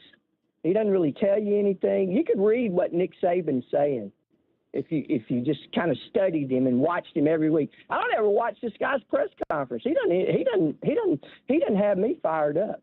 Cowboy, here's the good news. Bill Curry improved by 2 wins from year 1 to year 2. So because you're making a lot of sense right now. And DeBoer's already beaten Auburn, so he checked that box. And that would mean that Alabama was going to win 11 games this year. So if that's the path we're on, I'm okay with it. And don't forget, Bill Curry won a conference championship at Alabama his final year. I mean, he was tied. Ryan, he was tied. Yeah, he was tied. What did he do against Pat Dye his career at Alabama and his whole career? He was 0 for. That was a big old 0 for. Yeah, he was 0 for 3. Sombrero. Yeah. Yeah, I was down there in '89. You threw the brick through his office, didn't you? You left a fraternity party and you threw a brick through his window. You got a great arm. No. Yeah, you guys are full of it there now. Hey, I played y'all's sponsors golf course, Timberline. I played it 22.5 years ago. Did you now? Well, that's good. Down there in Calera. Absolutely. It used to be the old Buxahatchee Country Club because we had a farm down there in Thorsby Jemison exit, and you'd go by it all the time going to the farm, and you'd coming back to Birmingham, you'd see the Buxahatchee Country Club. Yep. Wasn't that Jerry Pate that did that facility out there at Timberline? I don't know. They built some nice houses out there, when I was out there 22.5 years ago. You know, heck, I've been out here 26. I've been out here nearly going to be half my age for long, you know. Wow. Well, listen, Cowboy, we're excited to know that you have just given everyone on Tighter Insider kind of a snippet of what you're going to be able to provide content-wise. We need a weekly spot for Cowboy on this show. Yeah. Well, how do I get in touch with Rodney? Just call him? Well, no, I'll tell you what. We're going to put you on hold. You're going to talk to Conrad, and Conrad's going to get some information, and we will communicate to Rodney, and then Rodney will be in touch with you. Okay? That's how we'll do it. All right. Cool. All right, Cowboy, hold on. Don't go anywhere. I will put you on hold. Cowboy won the 2-year VIP membership package. Wow. That's great. I mean, that was... He's already got his handle. Are we really surprised, though, that his name's Cowboy? So what was the theme of the party? Cowboys and Indians. Oh, man. Was not expecting that. No, I really wasn't either. But I will tell you. I'll tell you what, that wasn't word salad. No, and there were some things that he brought up that I agree with 100%. Yeah, I wouldn't debate him on it. No. All right, more 3-man front. This is Jocks 94.5.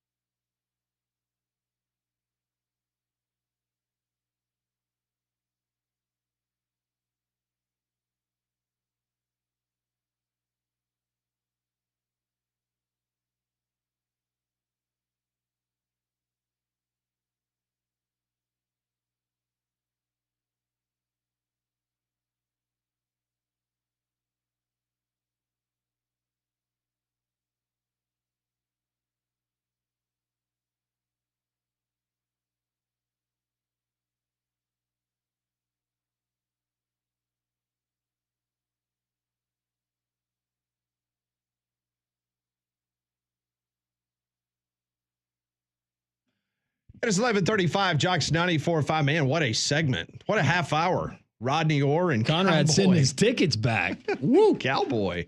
Wow. Speaking of Rodney Orr, he was telling us during the interview that there's been more talk about basketball on the Tighter Insider boards than football. And it's interesting because just a couple minutes ago, Conrad, on Sirius XM radio, it appears that Nate Oates was having a conversation with the guys there at Sirius XM, and he had a little bit of news about the potential of a non-conference schedule.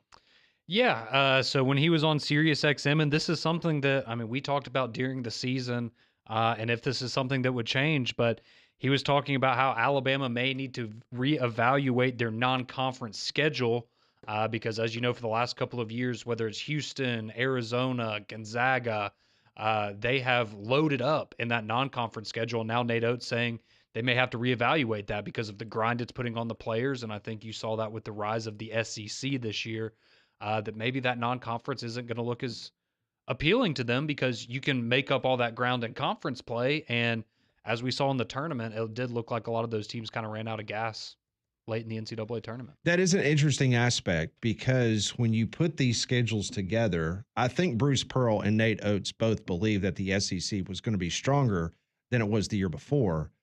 But nobody predicted that the SEC would have 14 teams making the NCAA tournament. We'd like to think that the league is here to stay in regards to that competition. And based on the NIL numbers and the things that we're hearing, we anticipate that the SEC will be as competitive and difficult as it was this year. But that is an interesting angle that if Alabama and Auburn would perhaps maybe lighten the load a little bit, because Auburn had 19 quad one wins this year, a record. Well, and look at what you're replacing. Look what you're replacing at Auburn and Alabama. Yeah. And right now with, and I know that Nate Oates in Alabama, they've already made some nice additions. Auburn has made at least one so far. And I see where Lamar Wilkerson, who is a big guard, 6'4", 205, 6'5", 205 from Sam Houston State. He has set 4 official visits. Auburn is one of those. Ole Miss is another. Indiana and Kentucky. Those are his 4. But this guy averaged 21 points a game, shot at 45% from the three-point line. And older guy, looks like a bruiser.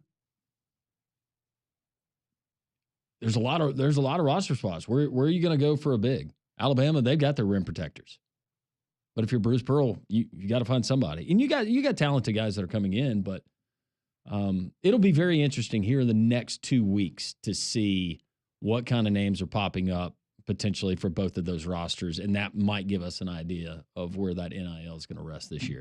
Yeah, and I also think, oh, man. She's having all sorts of problems over here. I can see that. But on the non-conference thing, I will say I don't take that to mean that you're not going to get any of those games anymore.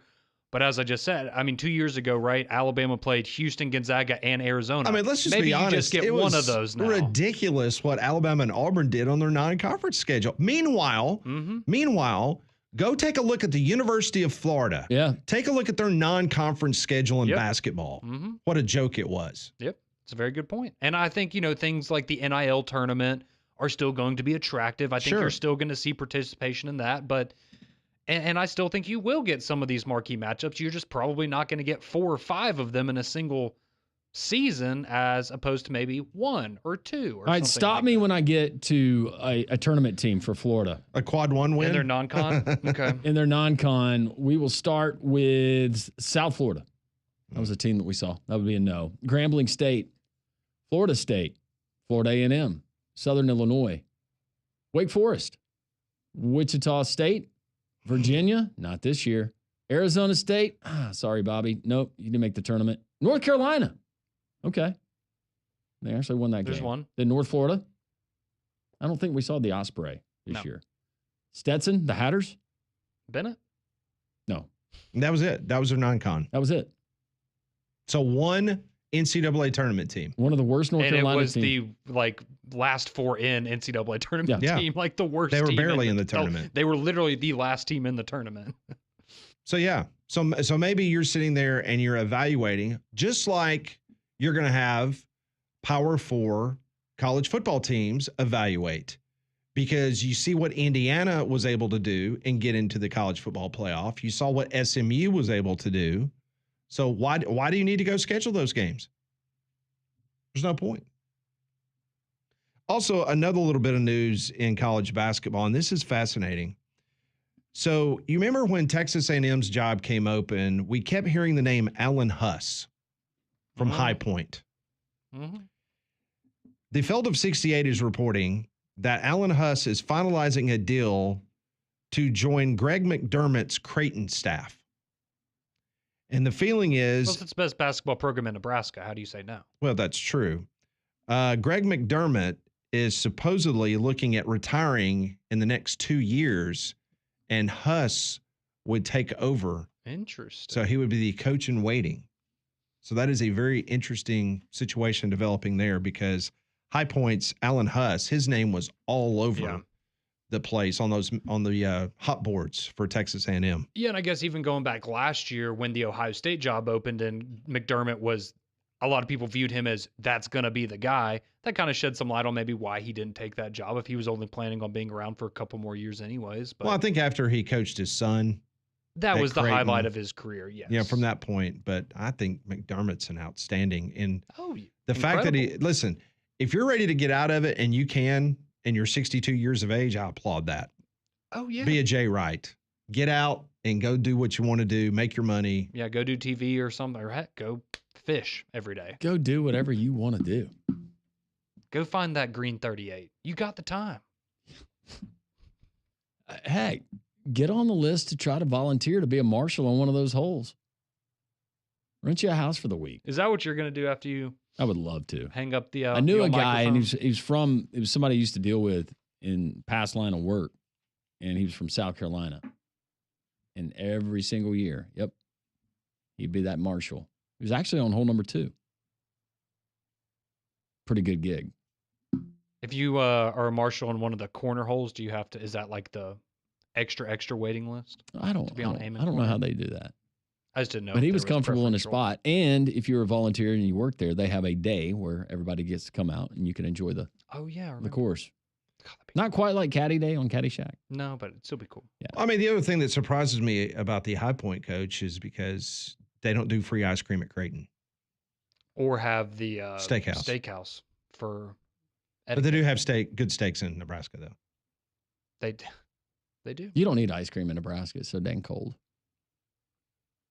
Did you eat a lot of ice cream when you were a student in Nebraska? Not really. No. We have a good dairy store though. It's just it's only dairy products. Well, a lot of the Big Ten schools. I don't know if any Hence of the the name Dairy Store. Well, Conrad. Yeah, it's a lot of the Thank Big you, Ten Pat. schools have little ice cream shops on campus. Is this They're not before selling Dairy Queen seafood became there. Dairy Queen and it was a dairy store? I guess The so. dairy snack? Well, I'm just thinking you walk in and it's like, here's your milk, here's your cheese, here's your ice cream, here's your whatever, and it's just. Well, you know who owns sectioned Dairy off into Queen, don't different you? Dairy. Buffett. Really? Yeah. I actually didn't know that. Warren Buffett? Mm-hmm. Go Big Red. No wonder they can turn them upside down. They don't fall out. That's a smart guy. He's a very smart guy. It is. Speaking of smart people, Rob Pate, former Auburn DB, he's going to join us next on 3-Man Front.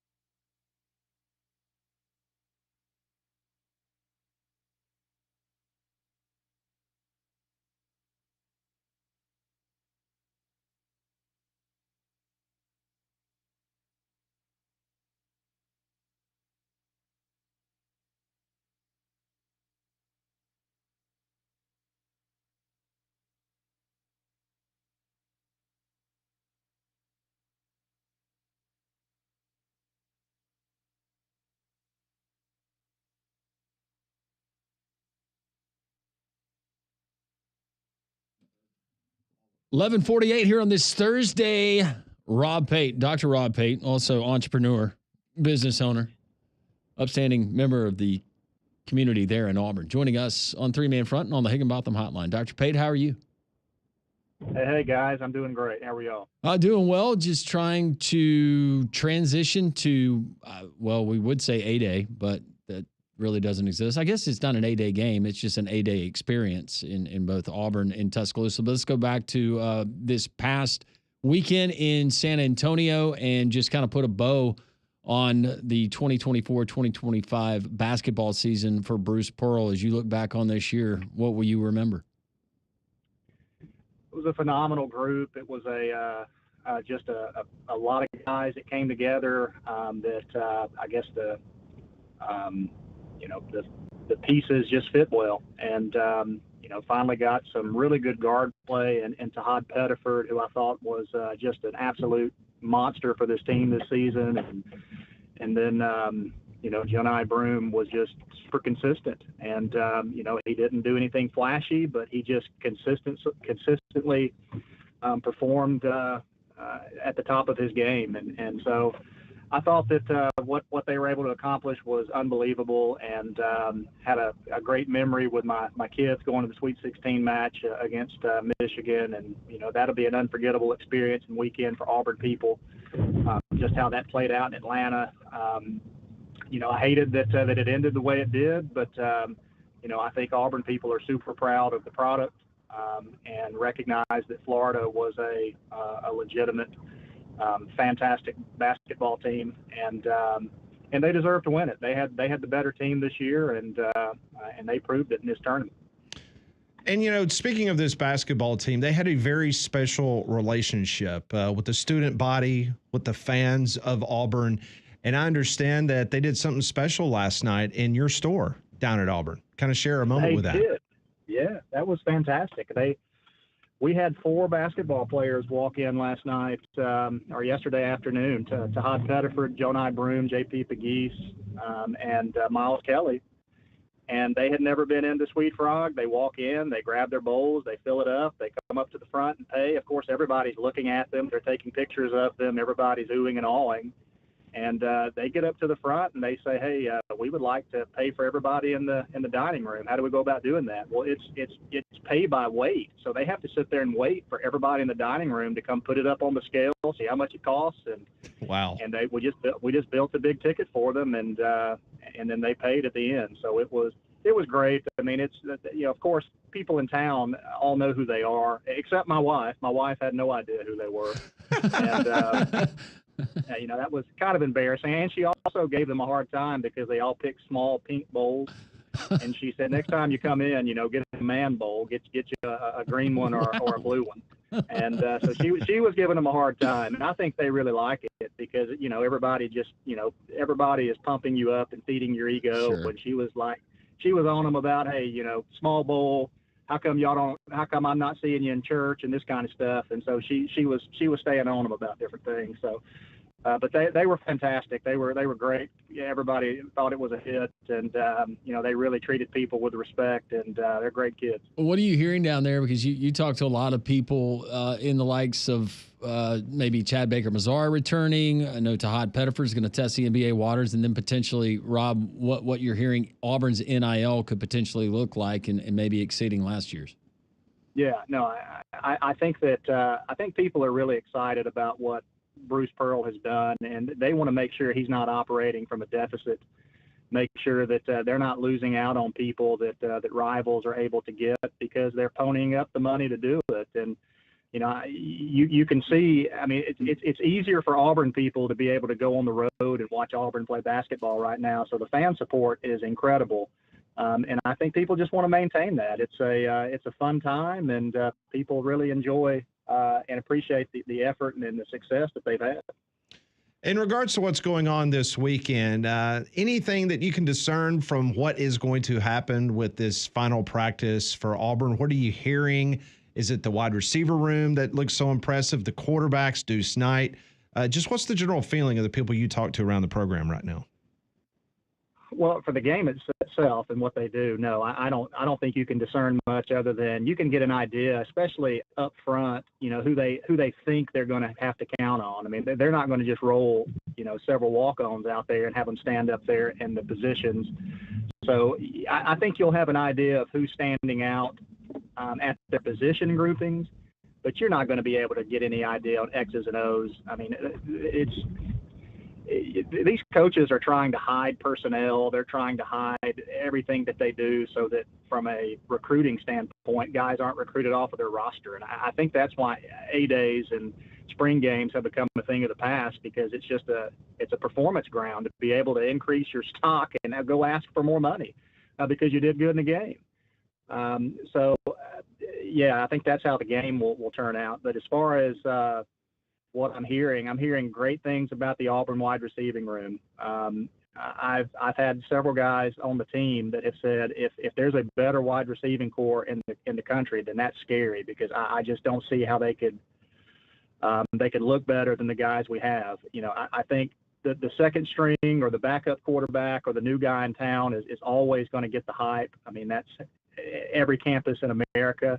But I do think that Deuce Knight is turning heads and showing that he's a mature freshman, and we'll have to see if the talk about him pushing for playing time is legitimate when they actually get to where they're putting on the pads and going live with the bullets flying. But I'm hearing that he's really done great, and I think the defensive backfield is going to be one of the best that are out there in the country. But up front, especially on defensive front, there's going to be some question marks and some young guys that are going to have to fill holes. And at the linebacking core, I think that's Auburn's biggest need, is trying to find somebody maybe in this transfer portal that can fill the gaps of some big shoes that have left. What do you need to see from Auburn's quarterback, whoever it is, and we believe that it's going to be Jackson Arnold? What do you need to see more of that you didn't see from Peyton Thorne and others? I think just the ability to finish drives, the ability to get the ball in the end zone. I think if we took way too many sacks with Peyton Thorne, and we had too many negative plays or too many plays for no yards that he chose to try to do with his legs, and he changed the play a lot. He had the freedom to change the play, and oftentimes that was a negative play. So I think just headiness there. I think athleticism. I think we get a bit. We lost Rob Pate. Rob, we always appreciate it. Really good information. Dang cell service. Made it to the very end. All Very of our cool guests story, join though, us. about the Auburn basketball player. That's a very, very stand-up thing to do, especially coming off a hard loss. The Higginbotham Hotline. You deserve solutions that are built for you. Higginbotham is your one-source solution for insurance, financial, and HR services. Once again, we appreciate Rob Pate for joining us talking Auburn. Give you a Masters leaderboard update. 12 o'clock hour next here on this Thursday. Jocks 94.5, JocksFM.com, the Jocks 94.5 app, and wherever you stream.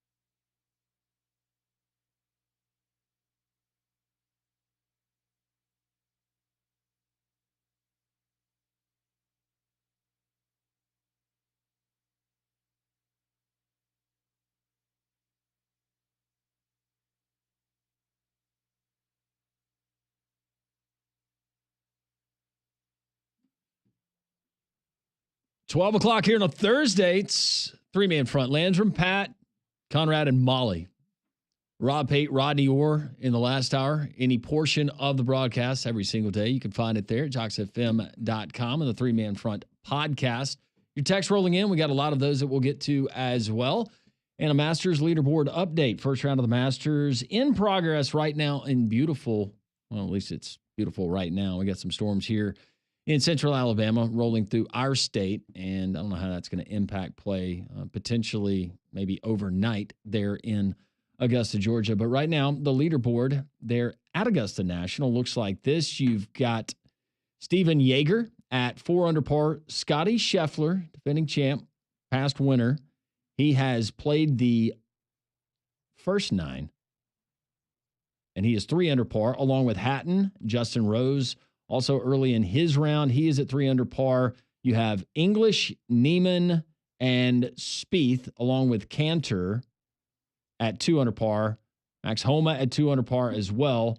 Then you have a group at 1 under par in Rye, who was atop the leaderboard earlier. He's dropped 3 strokes. Thompson is at 1 under par. Connor's now at 1 under, as he has played 12 holes. Harmon Gracerman also at 1 under. Molly's Colin Morikawa, Cal Berkeley, go Bears. He is also at 1 under. Who else did you have, Pat? Just looking for notables. Where's Dunlap?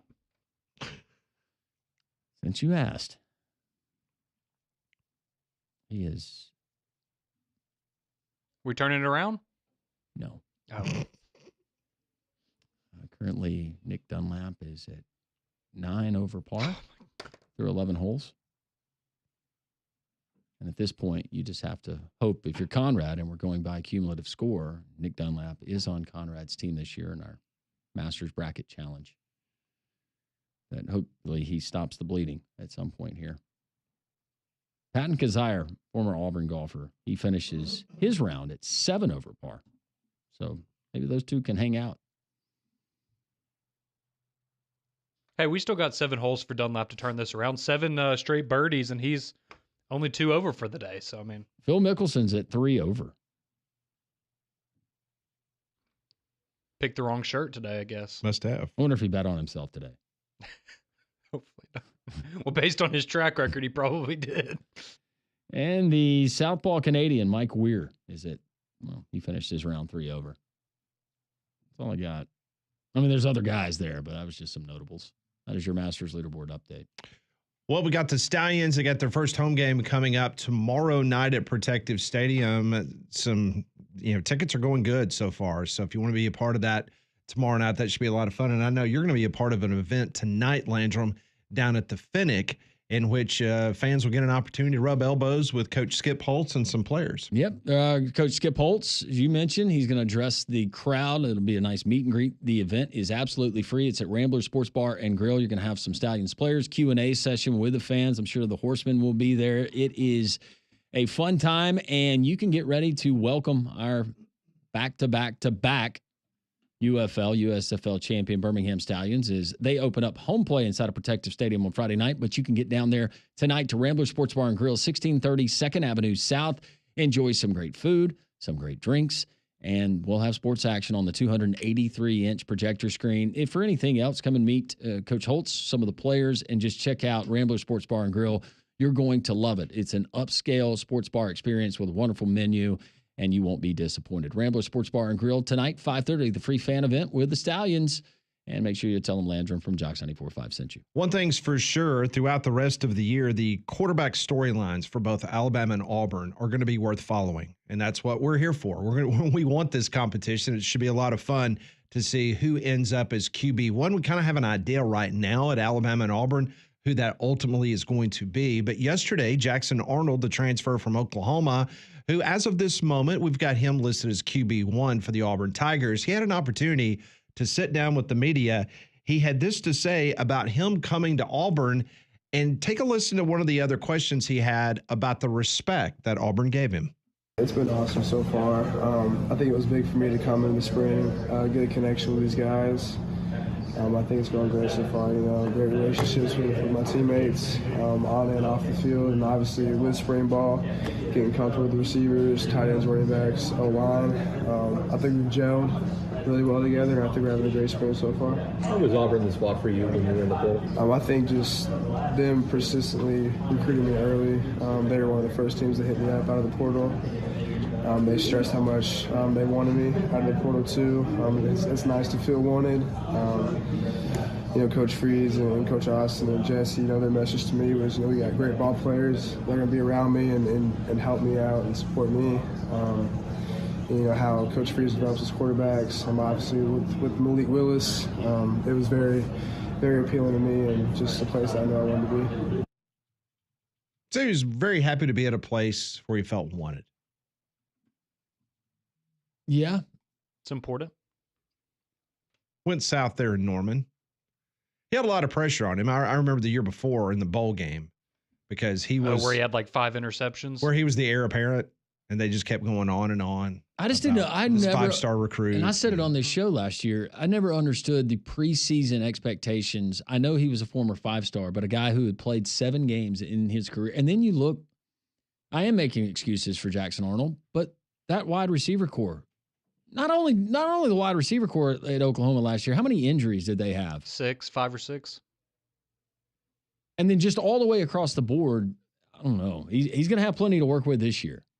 So maybe we'll get to see a Jackson Arnold who said this offense is what he ran when he was in high school. He's very familiar with it, and there won't be maybe that learning curve that Peyton Thorne had when he transferred in from Michigan State.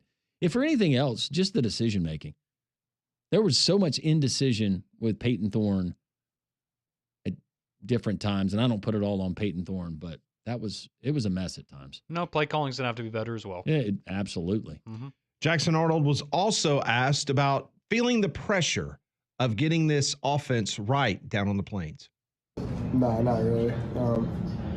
All the pressure I felt over the past couple of years is kind of thrown out now.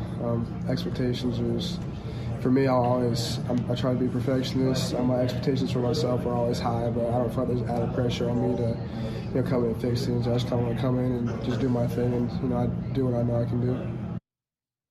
He was also asked about the wide receiver room, and he lit up. Oh yeah, he said they're beasts. I mean, he was just like, they asked him about and he just was like, oh my gosh, are you kidding me? Well, I mean, can you imagine coming from Oklahoma to this? Yeah, we've got 3 walk-ons starting this week in an SEC game, and now you're throwing to Cam Coleman and the likes of those guys. Well, and when they interviewed Deuce Knight, and he seemed like a really humble kid, and what he said, they asked him about the wide receiver core, and he said it's just, I forgot the word that he used, but just ridiculous. And he said, it makes my job easy. I can throw a screen pass, and then 60 yards later, look at my stats. I mean, we talked about it on Morning Jocks a couple weeks ago. I mean, you could make an argument that at least on paper, Auburn has the best wide receiving core in the SEC right now. Yeah. Yeah. Especially with what they retained. And then what you brought in. What you brought in, Absolutely. like Singleton from Georgia Tech. I mean, that's... And the Sam Turner kid who was committed to Georgia Tech that they're talking about. He's 6'1", around 200 pounds. It's about to say you might have an individual receiver that you like more than someone on Auburn's, but as a group, I mean, they're right now, I would say top 5 in the entire country, at least on paper. Yeah. So Arch Manning was speaking to the media today in Austin, Texas, as they continue with their spring ball. He says he was asked about finally becoming QB1 and about him rebuffing transfer offers. Apparently there were a lot out there. He says, I want to be the quarterback at the University of Texas. Sometimes it's worth the wait. End of quote.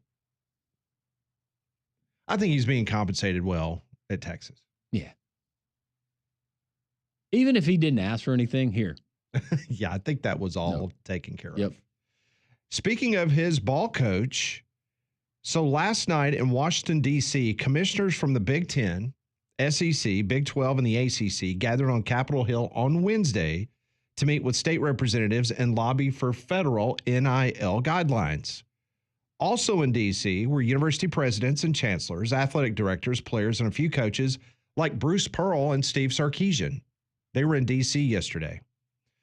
There was also an evening cocktail party where SEC Commissioner Greg Sankey, ACC Commissioner Jim Phillips, Big 12 Commissioner Brett Yormark, and Big 10 Commissioner Tony Petitti participated in a brief panel recapping the day.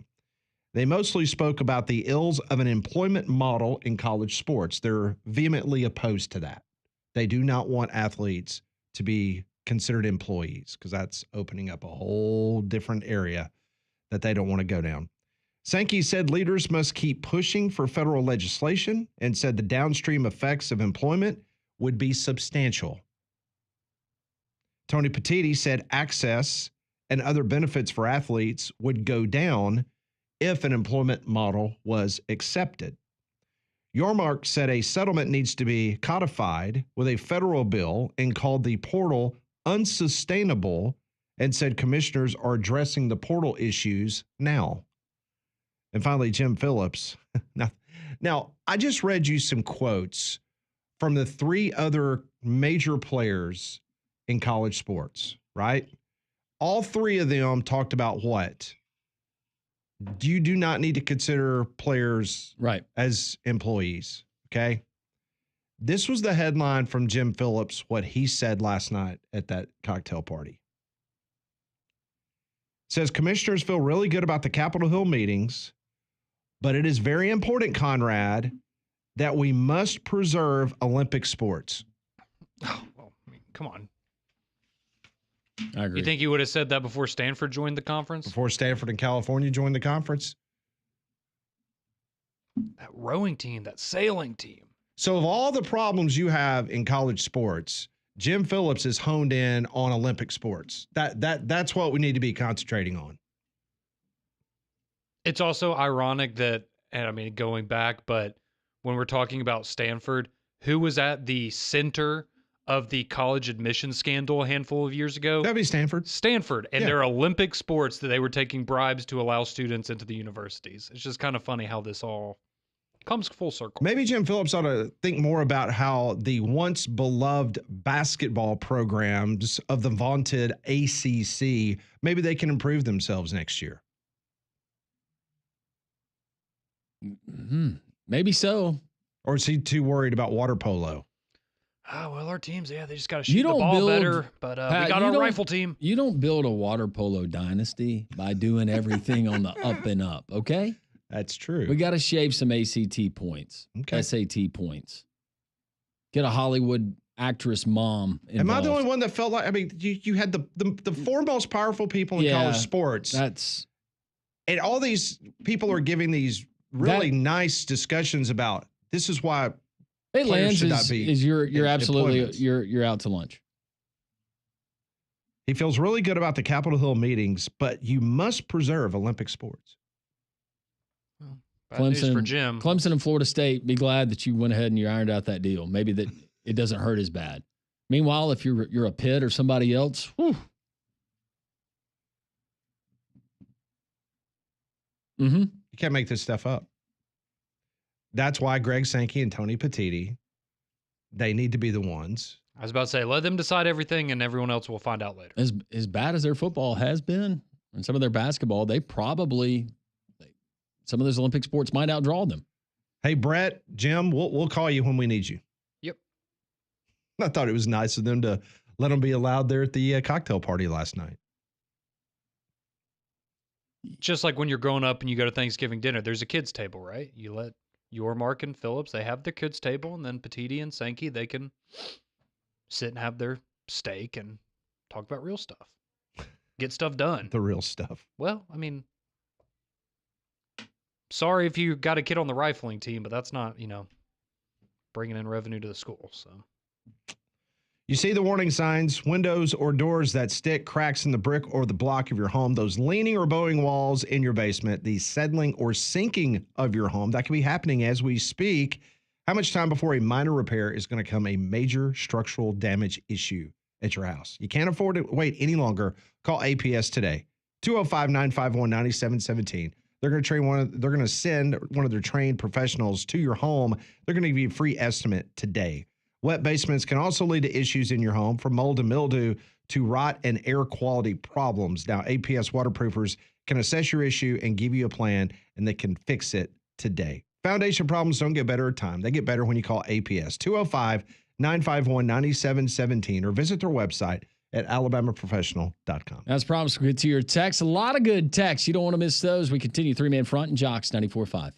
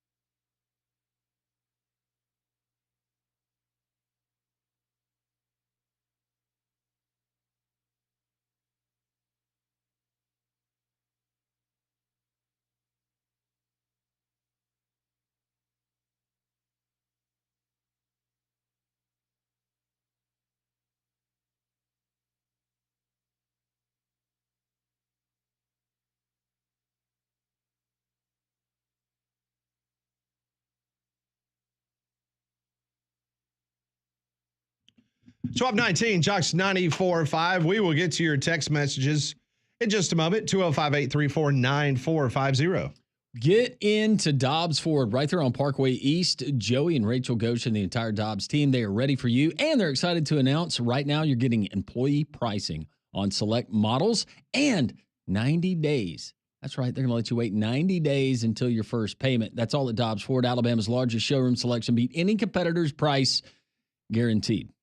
Dobbs Ford, the people make the difference. Check them out, DobbsFordBirmingham.com, the F-150s, the Mustangs, the Broncos, the Explorers, the list goes on, and a great pre-owned selection as well. But again, employee pricing going on right now on select models and 90 days until your first payment, DobbsFordBirmingham.com. Tell Joey and all the fine folks there at Dobbs that Landrum from Three Man Front sent you. Well, it's been a good day so far for Scotty Scheffler. He is tied for the lead with Hatton and Rose at -3. Scheffler right now is on hole number 11, so it's been a good day, which should be no big surprise. That is Landrum's number one golfer. And Spieth right now is playing well. He is at 2 under, as he is about 2, or he might have on the second 9. As we learned yesterday. Yeah. Conrad, you did not say back 9. No. You or can backside. Or you can't say that. Or backside. No bikini waxing on the greens.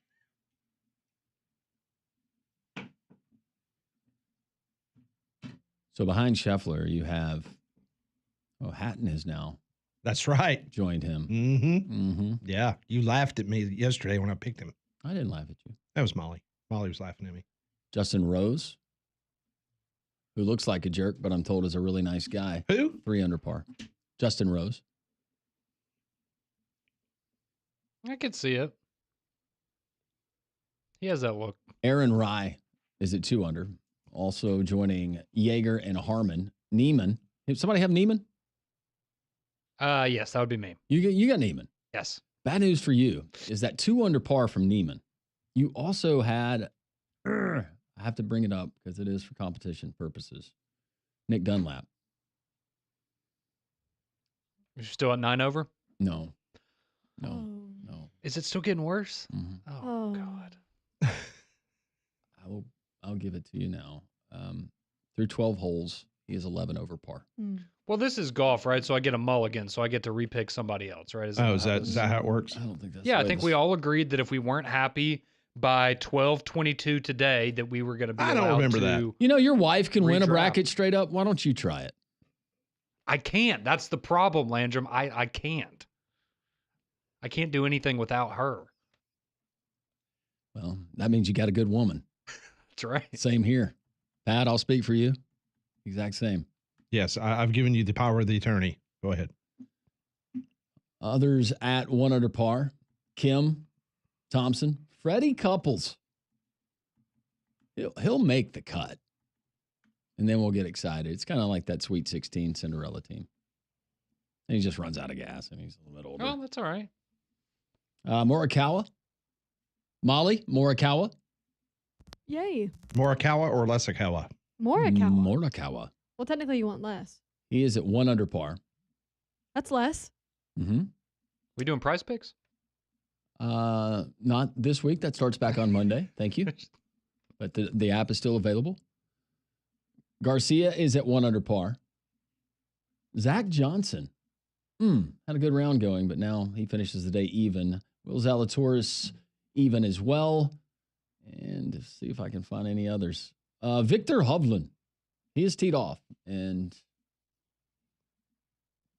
going to need him to finish today about 11 under so I can get back on track here. He parred the first hole. Justin Thomas is 1 over. He's also one of mine. And I've got Koepka. Who else did you have, Pat? Didn't you go with a Smith guy? No, that would be Molly. Me. Oh, you went with Smith. Yeah, she had Cam Smith. I got Oberg, Shoffley, Henley. Oh, you got a good squad. Yeah, you're fine. I'm going to keep my eye on your group.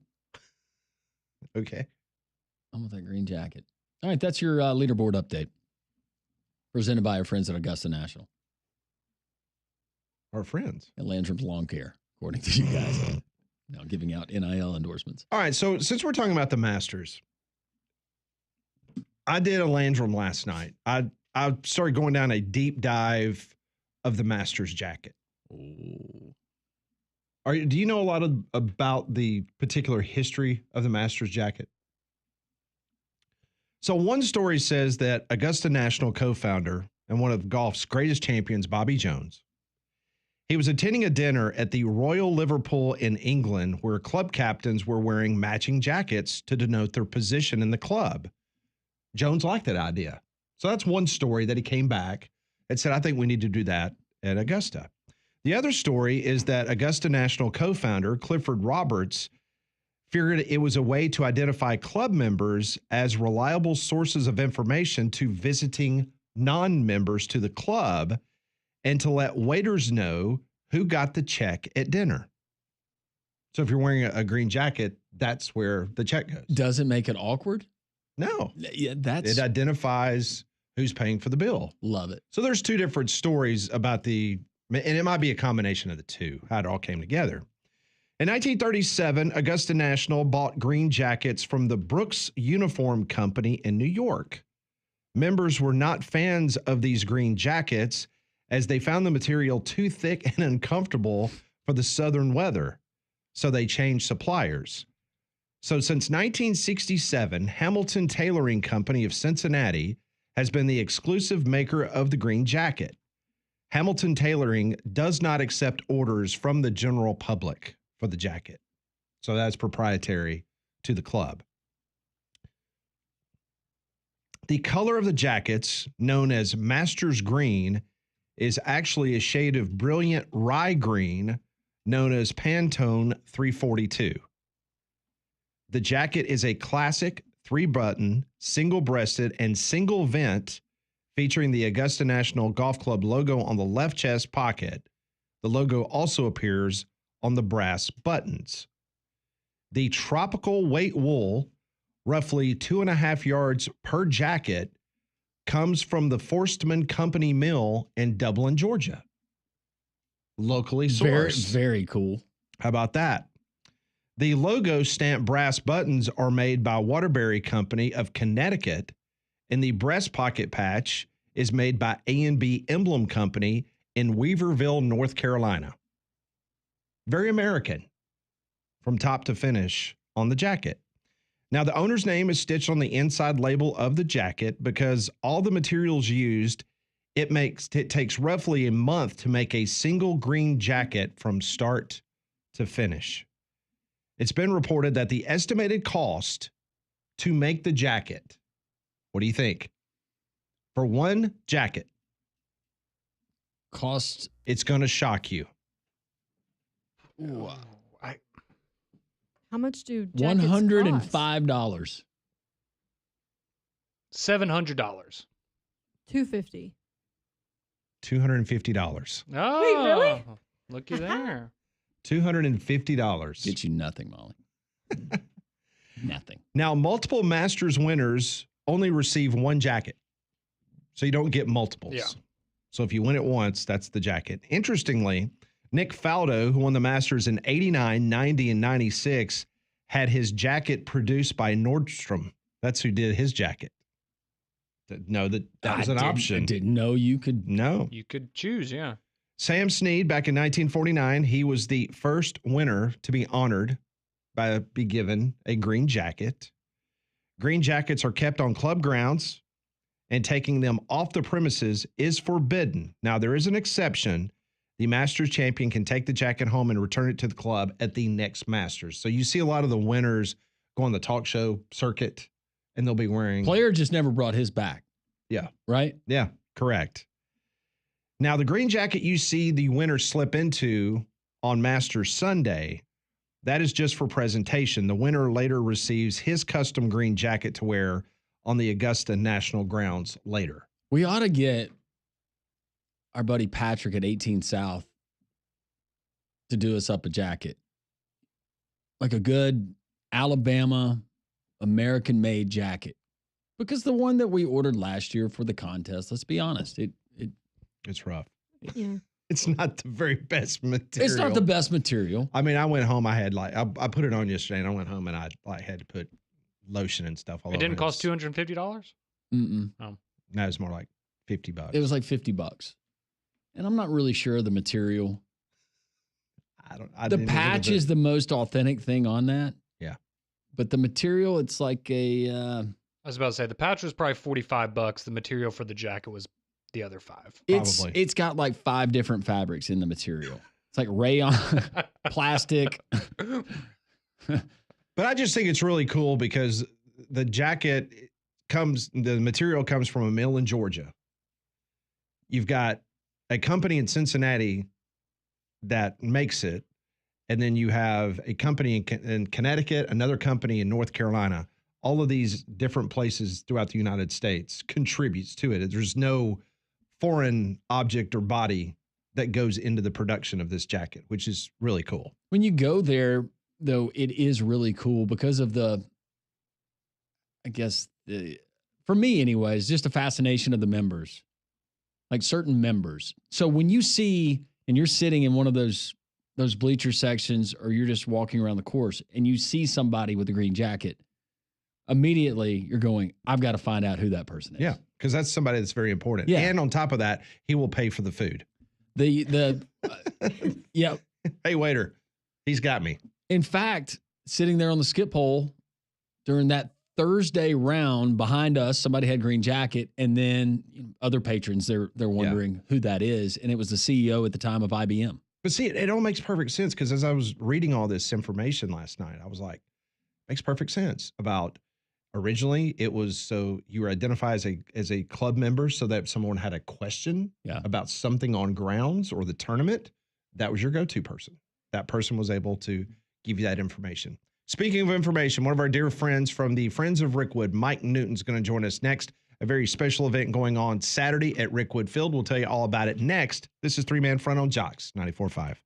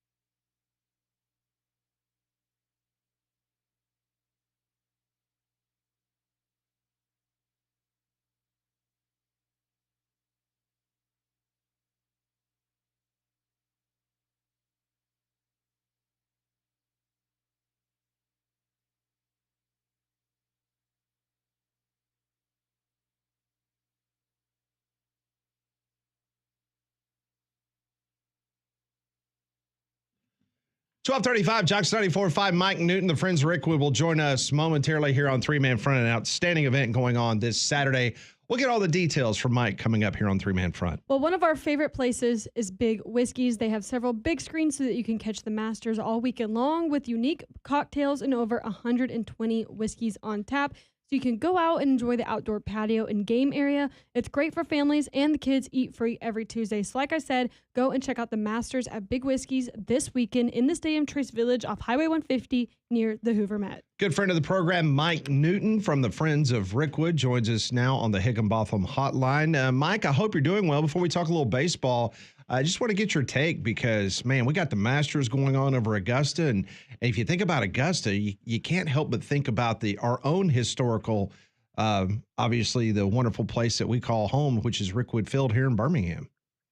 You're exactly right. I mean, Rickwood is the holy grounds of baseball, like Augusta is the holy grounds of golf, correct? Absolutely. Yeah. So, and would you agree? So I know your entire team, Landrum, Molly, and Conrad, were out there last year. Would you agree that our playing surfaces at Rickwood are now just as pristine as any Augusta fairway? Yep.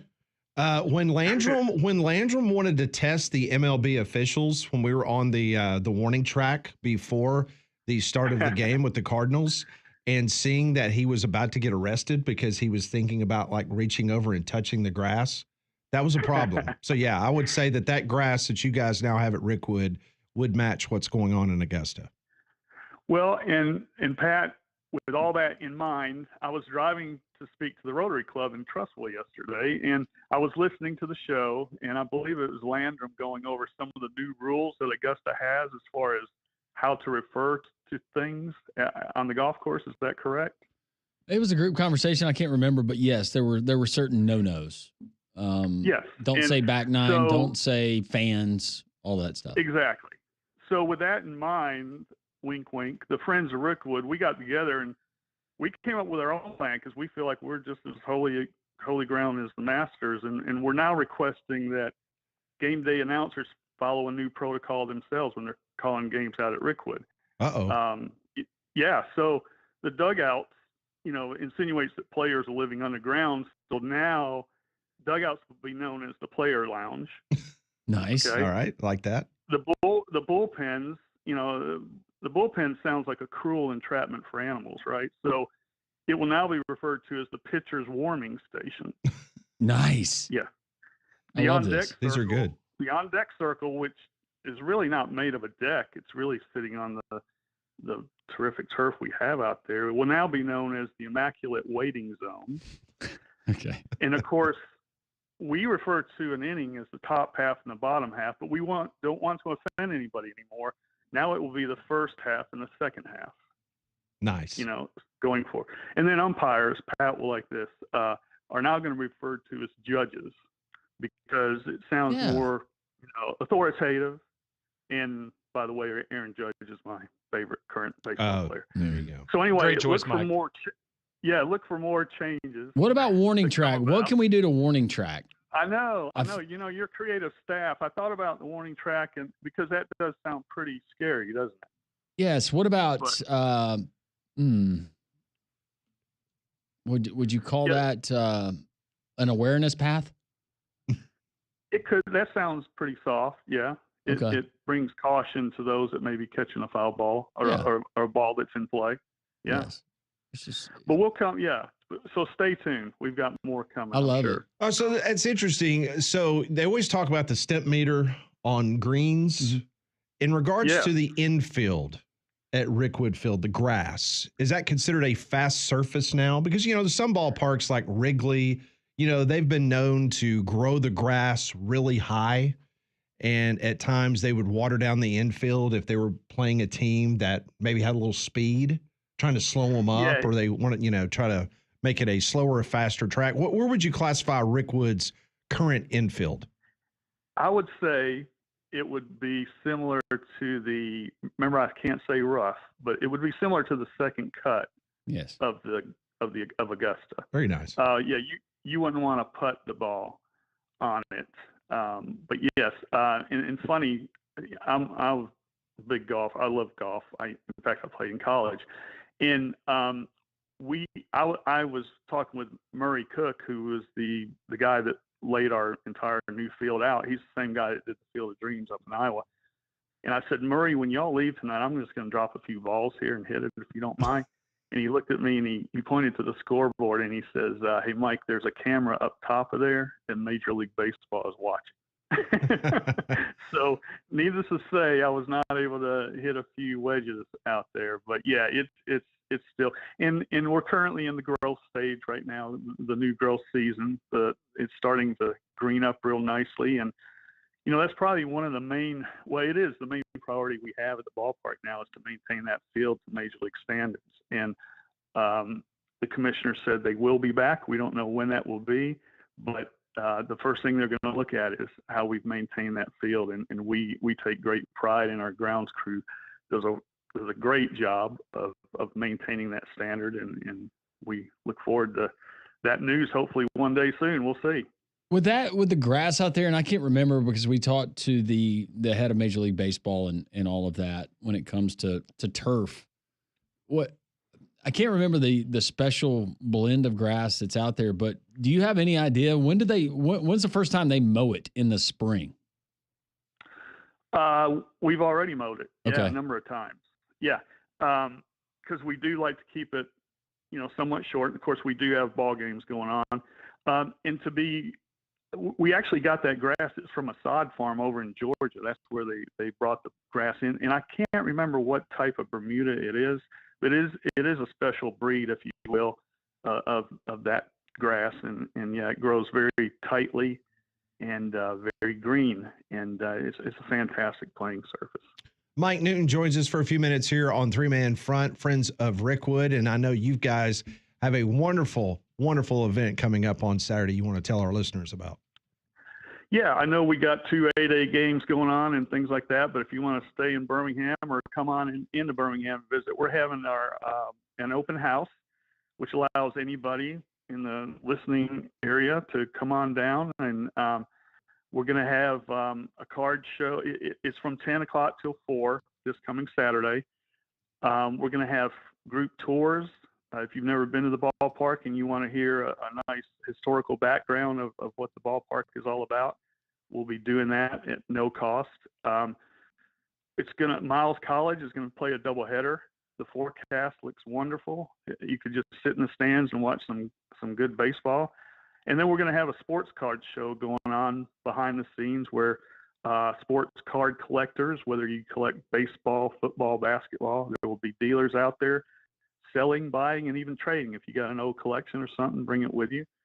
And although we don't have pimento sandwiches, we will have our typical $5 hot dogs and a drink.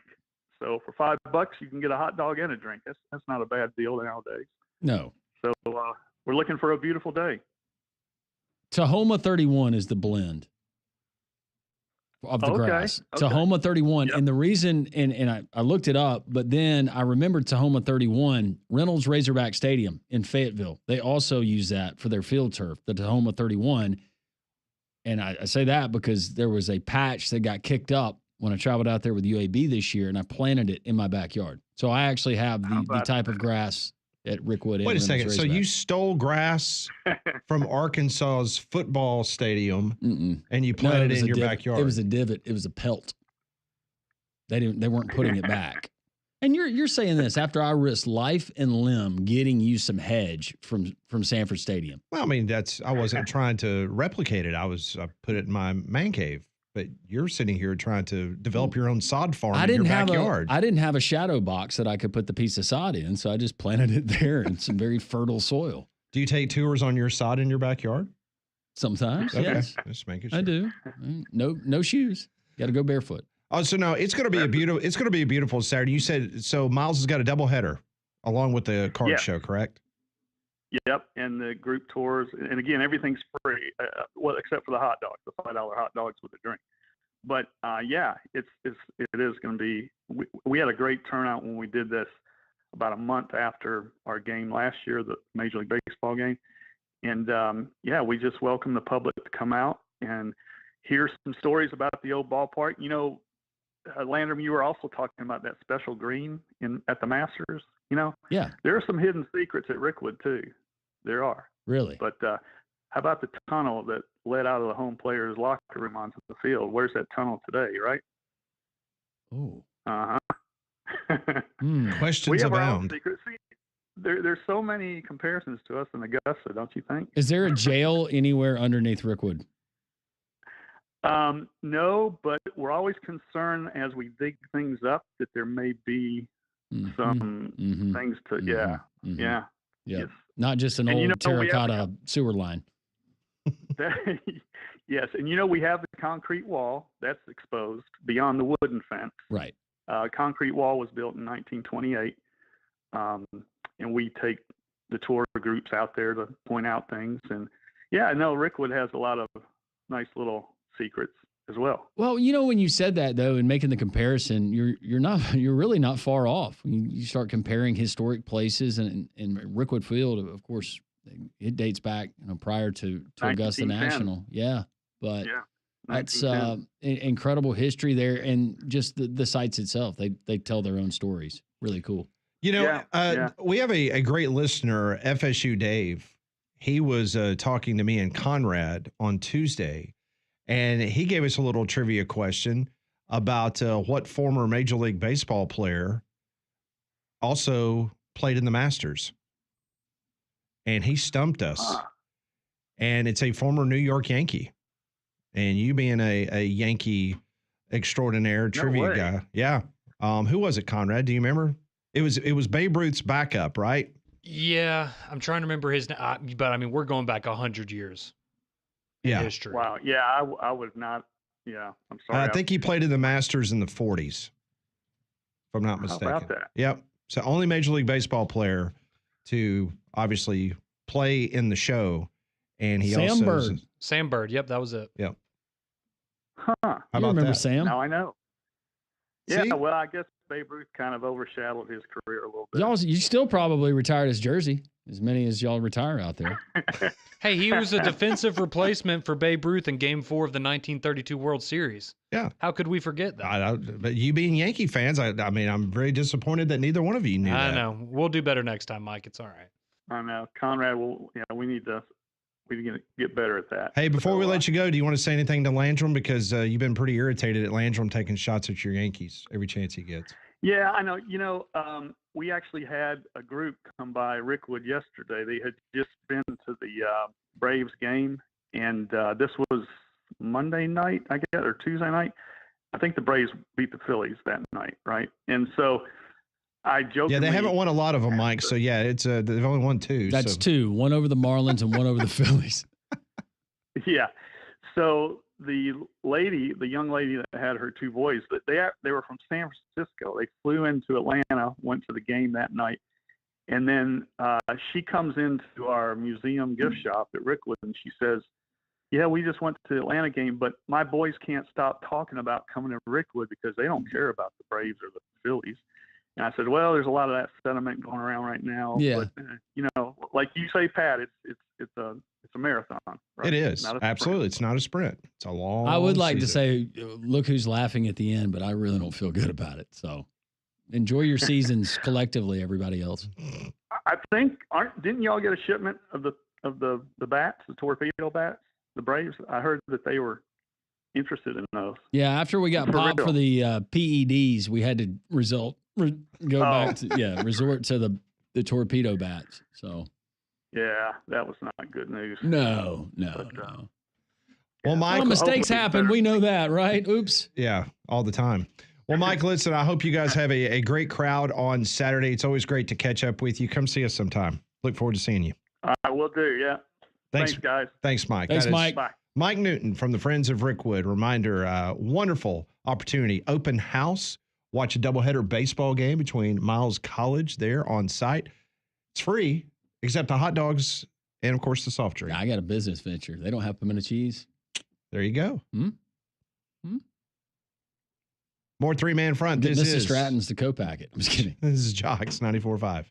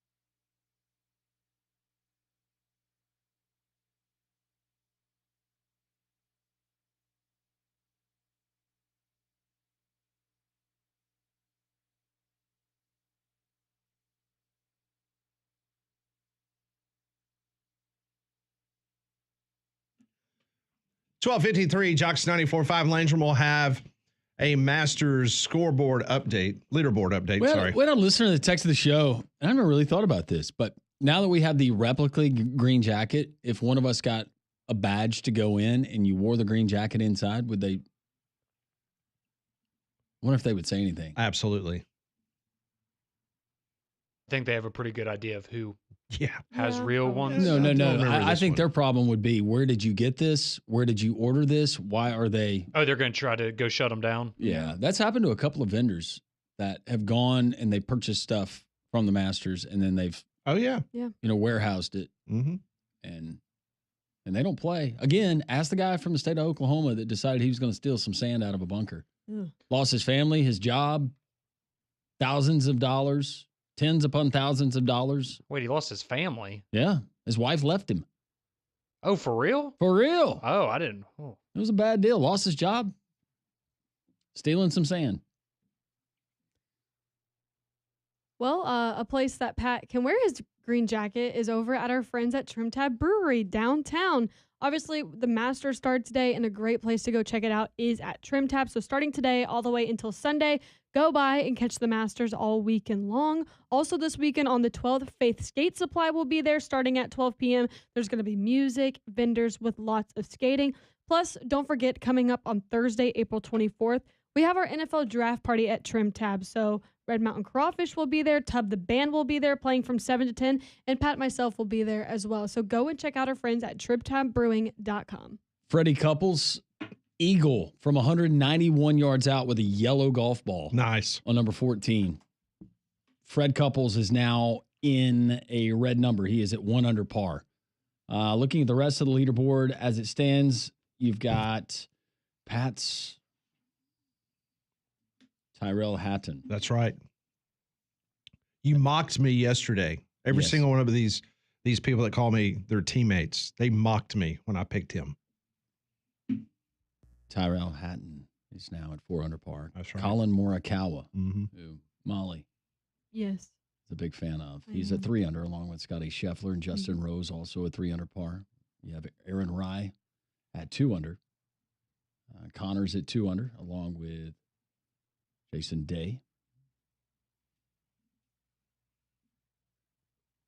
Patrick Reed, just a warm and fuzzy guy. He is 1 under par. Neiman, that's another one of your guys, Conrad, right? Joaquin. Yep. Yep. 1 under par. And I don't want to pick on him because he's a local kid. Dunlap's turned it around, right? No.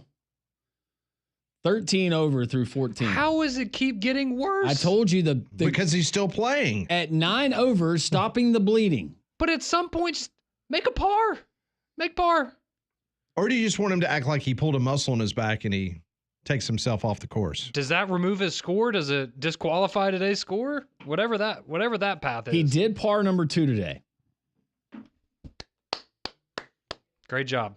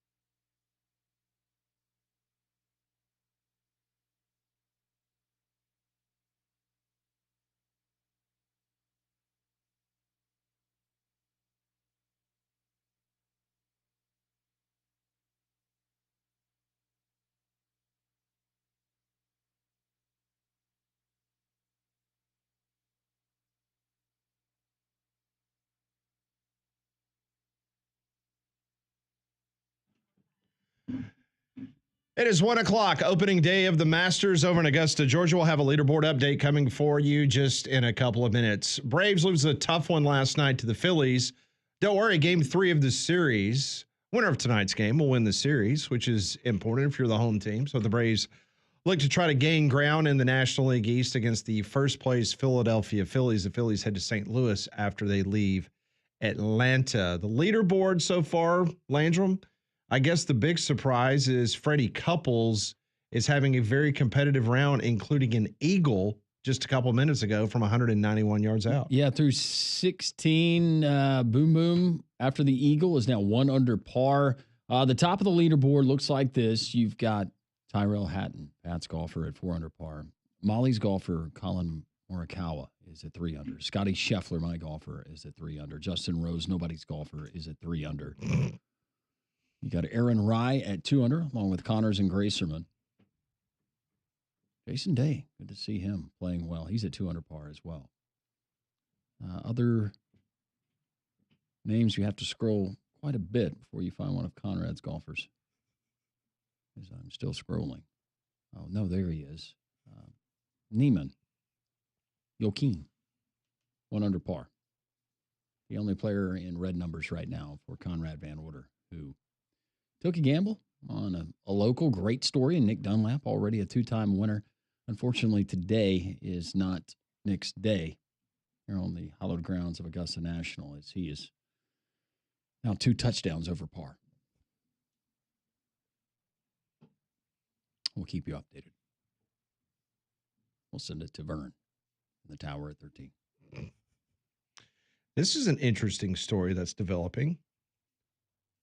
In a move that many around the program expected, On3 has learned that Nico Iamaleava and Tennessee are in active negotiations on a new NIL deal ahead of the 2025 season. It remains unclear if those negotiations will impact Nico's decision regarding the spring transfer portal.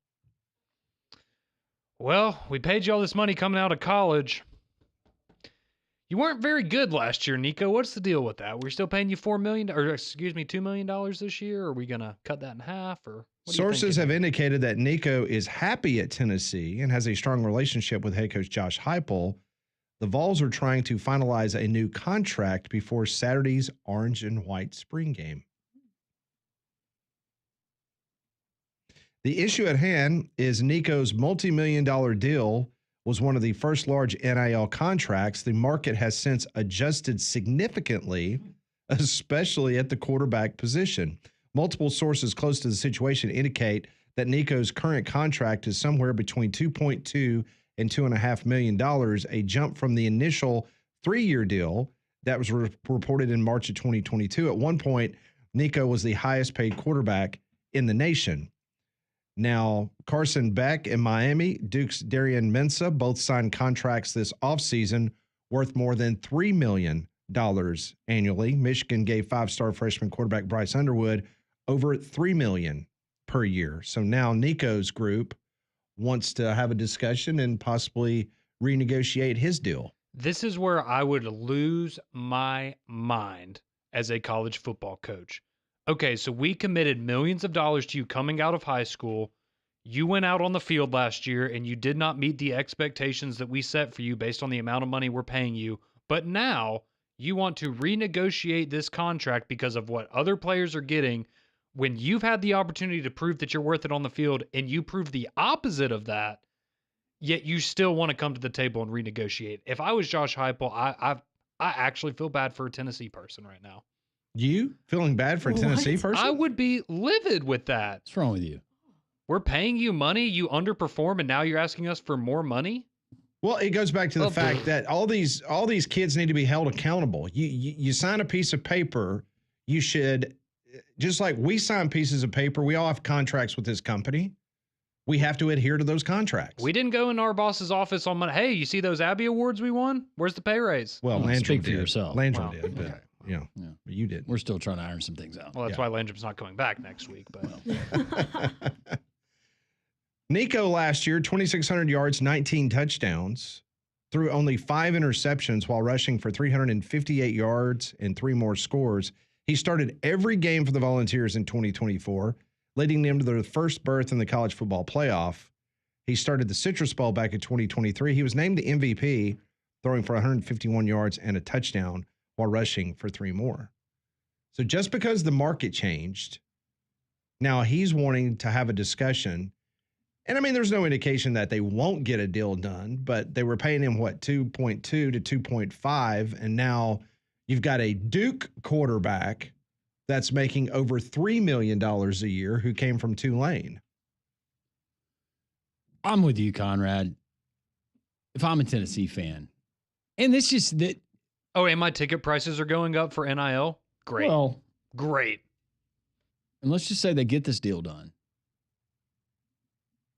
He goes out and he stinks it up. You get 100,000 people booing. I mean, if I'm Josh Heupel, you go in the conference room, you sit down with the television behind you, you put on the film of the Ohio State playoff game, and you just sit there. You go, nope. But here's the thing. Nope. But here's the difference.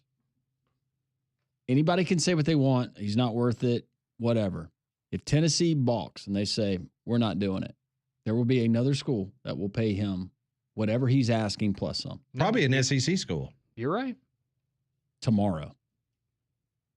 And that's the frustrating part about it if you're Tennessee, is your hands are kind of tied.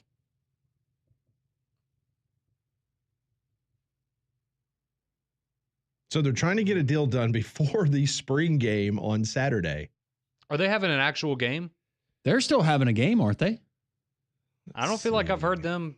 I thought, was it Heupel that said, no, we will look forward to. No, it is a spring game. Yeah, it's a game. Mm-hmm. Good for Tennessee. Orange and white spring game. So the Vols are trying to finalize a new contract before Saturday's orange and white spring game. It doesn't shock me, but it does shock me, if that makes sense. It's not, yeah. I think this has probably happened many times, and this is just one of the few times you're actually hearing it reported, but. Yeah, text coming in. Lord. Bye-bye, Nico. I tell him to kick rocks. Don't let the door hit you on the rump on the way out.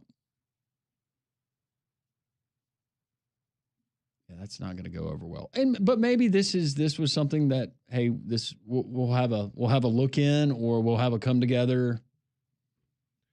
Or it could just be Nico's camp going, hey, look, want more money. And it goes back to what you just mentioned. If Tennessee balks at that, I got 5 schools that have already told me. I've already reached out to them. Yeah, I mean, I'm tampering. And there's three teams on your schedule this next year. Yep. That are willing to pay us more. So we'll see you on the 3rd week of the season, or the 5th week, or whatever the case may be. And that's why this stuff needs to be standardized. I mean, you have to have collective bargaining, because this will go on all the time, and there's nothing to stop. It's crazy how they're allowed to do it, but nobody else in the workforce is allowed to do it. It makes no sense. No, there's got to be at some point. And look, it's great that these athletes, some of them may be making life-changing money. We don't know the details. I think it's wonderful that they have these opportunities. But at some point, you can't just keep holding these schools over the barrel. Well, and at what point do these kids start to also figure out that maybe all they care about is what their personal bank account looks like? But at what point do you start to consider, I might like to have some pretty good players around me, so maybe if I take a little bit less, there's more money to spread that around. Tom Brady was never the highest paid player in the NFL. For the longest time, LeBron was never the highest paid player. Like, these guys that you understand the value that you create for yourself on the back end by taking a little less up front and surrounding yourself with more talent. I mean, I hope that you see something like that eventually. I think there's a reason that Patrick Mahomes isn't upset that he's now the 8th highest paid quarterback in the NFL. If we did a 3-man front Twitter poll and asked genuine, and we certified them, genuine Tennessee Vol football fans, do you think that Tennessee's gotten their money's worth with Nico? I would say no. God, no. You got to the playoff, and then you got embarrassed. And good for Nico for getting that original deal. And if Tennessee they say, hey, we feel like we overpaid for him, You're probably going to have to overpay for him again. And not to mention the fact they got in trouble. Well, they didn't technically get in trouble, but they had to get their attorney general, the whole private jet thing, to go and sue the NCAA. So I mean, there was a whole different highway of mess that happened because of that negotiation, the NIL with Nico to begin with. Nico and that offense looked really, really good until they went to Norman, Oklahoma. They were putting up eye-popping numbers, off-the-page stats in their first, 2-3 games of the season. And then that first trip to Norman, Oklahoma. And I'll give him credit. He made one hell of a throw in that Alabama game that pretty much sealed the deal and led Tennessee to that victory. That was great, but if you're paying that much money for a guy, you're expecting a little more than what he brought to the table last year. But who knows? Maybe this year it'll be different. That's a lot of money to gamble on a kid. I'm trying to see what his actual stats were. 2,600 yards, 19 touchdowns, 5 interceptions. I was just going back to when that offense, when they actually met somebody on their schedule, because they had played NC State in that game at Bristol. Oh yeah, that was. And yeah, that was a runaway. He was 13 of 21, 194 yards and 1 touchdown against Oklahoma. In your college football playoff game, you went 14 for 31, 104 yards. You completed 45% of your passes, and you were sacked 4 times. He was 17 of 29 the next game in Fayetteville for 158 yards and no touchdowns. So that's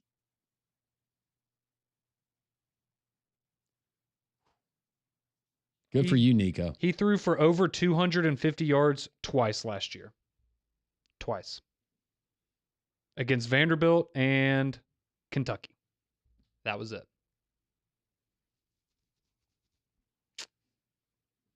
It's a lot of money for that. A lot of cash. But whoever's his agent, his representative.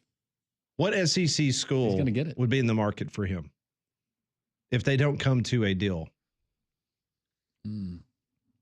I would think... You don't think Lane Kiffin would want to have a conversation about that? Maybe. What about Kentucky?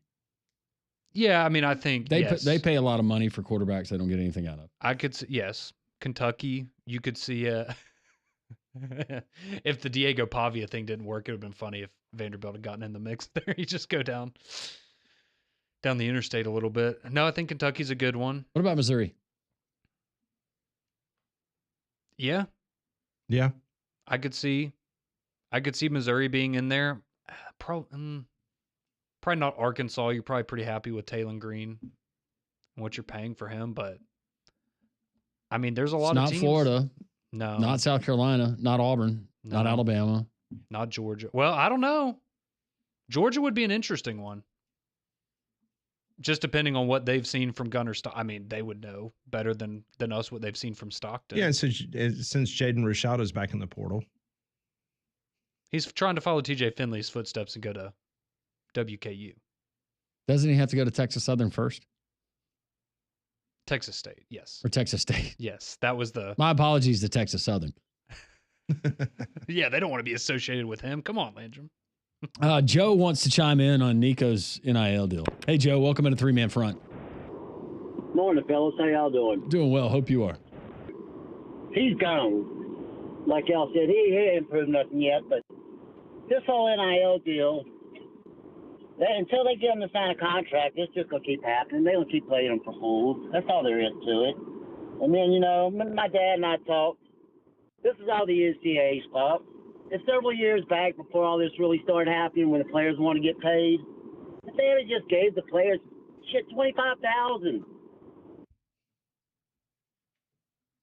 Appreciate the phone call there, Joe.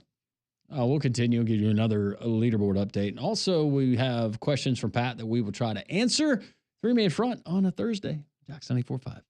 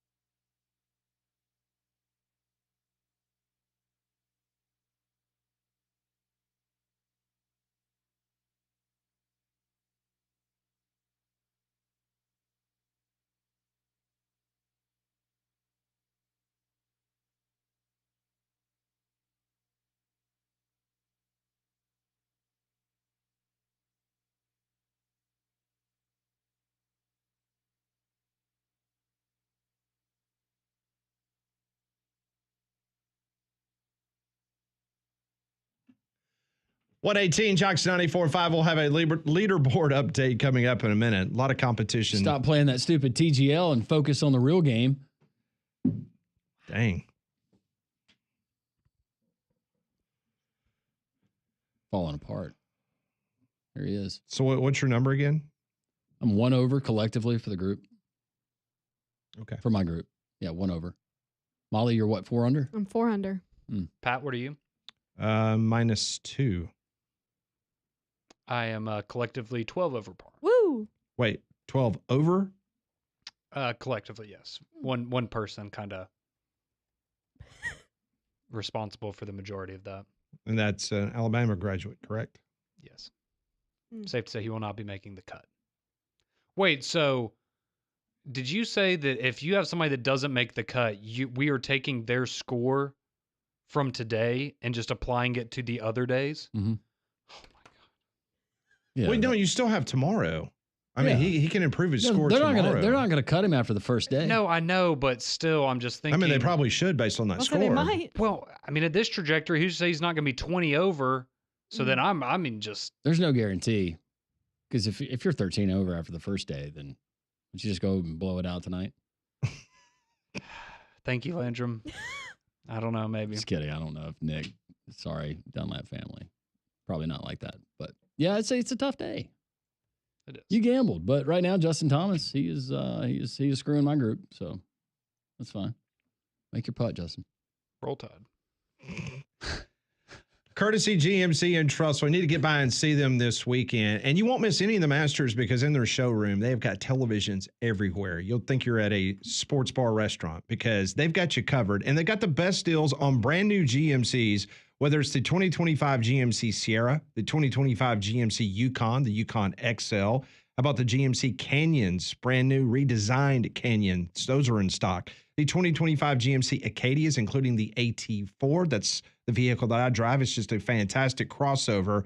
Any deal you want, they've got it right there, and they will not be beat. Matter of fact, they want you to go to courtesybirmingham.com. They want you to pull up the current courtesy deals that they have, and they want you to compare them to other GMC dealerships, not only in the state of Alabama, but around the Southeast. And you're not going to find a better deal than right there at Courtesy GMC. They want you to compare the dealership. They encourage it. No one is going to beat what Courtesy can do. They can deliver the savings to you today. Go see them off of 459 in Trussville, exit 32, or check out their inventory at courtesybirmingham.com. A lot of your text rolling in, 205-834-9450. Jimmy says, Conrad, players don't care about having good players around them because 99% of them aren't going to the NFL. No offense, but maybe you don't know what it means to be poor. What does any of that have to do with my financial situation? I can promise you I'm not rich. Your wife is now. She won the bracket. Yeah, she's $600 richer. Drake asking, who's a better quarterback? Is it DJ Lagway or Nico Iamaleava? Oh, give me Lagway. All day? Yeah, and twice on Sunday. Pat asking, can it not be tied to performance? My raises are based on merit.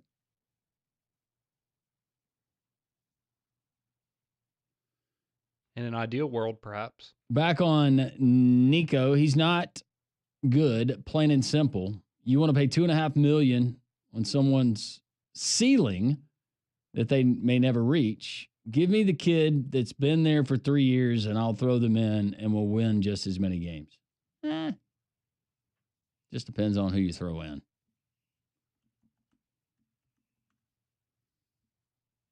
This one from Arkansas. This might be from Ty listening. Hey, Ty. Said Conrad's killing it. Highest score wins, right? Thank you, Ty.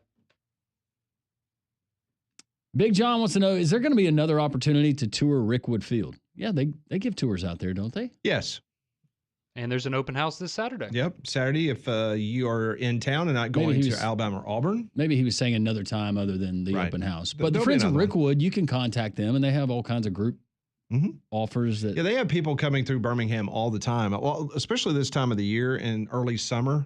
A lot of Northerners heading down to the beach, and they come through Birmingham, and they take an opportunity to stop by and see the world's oldest Major League ballpark.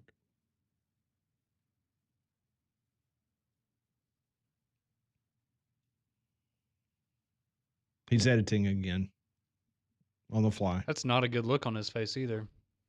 It must be nasty. Yeah. Can you tell us the topic that people are being nasty about? No. Okay. Change the tire in under 5 minutes and drop your worst score. We're not allowing that. Okay. See what I can do. That's our next challenge in the parking lot. He needs to do the Surstroming challenge and then change the tire. A tractor tire. Change a tractor tire while eating a dozen donuts in under 4 minutes? Yes. And with a piece of Surstroming shoved up your nostril. Oh, perfect. Sounds great.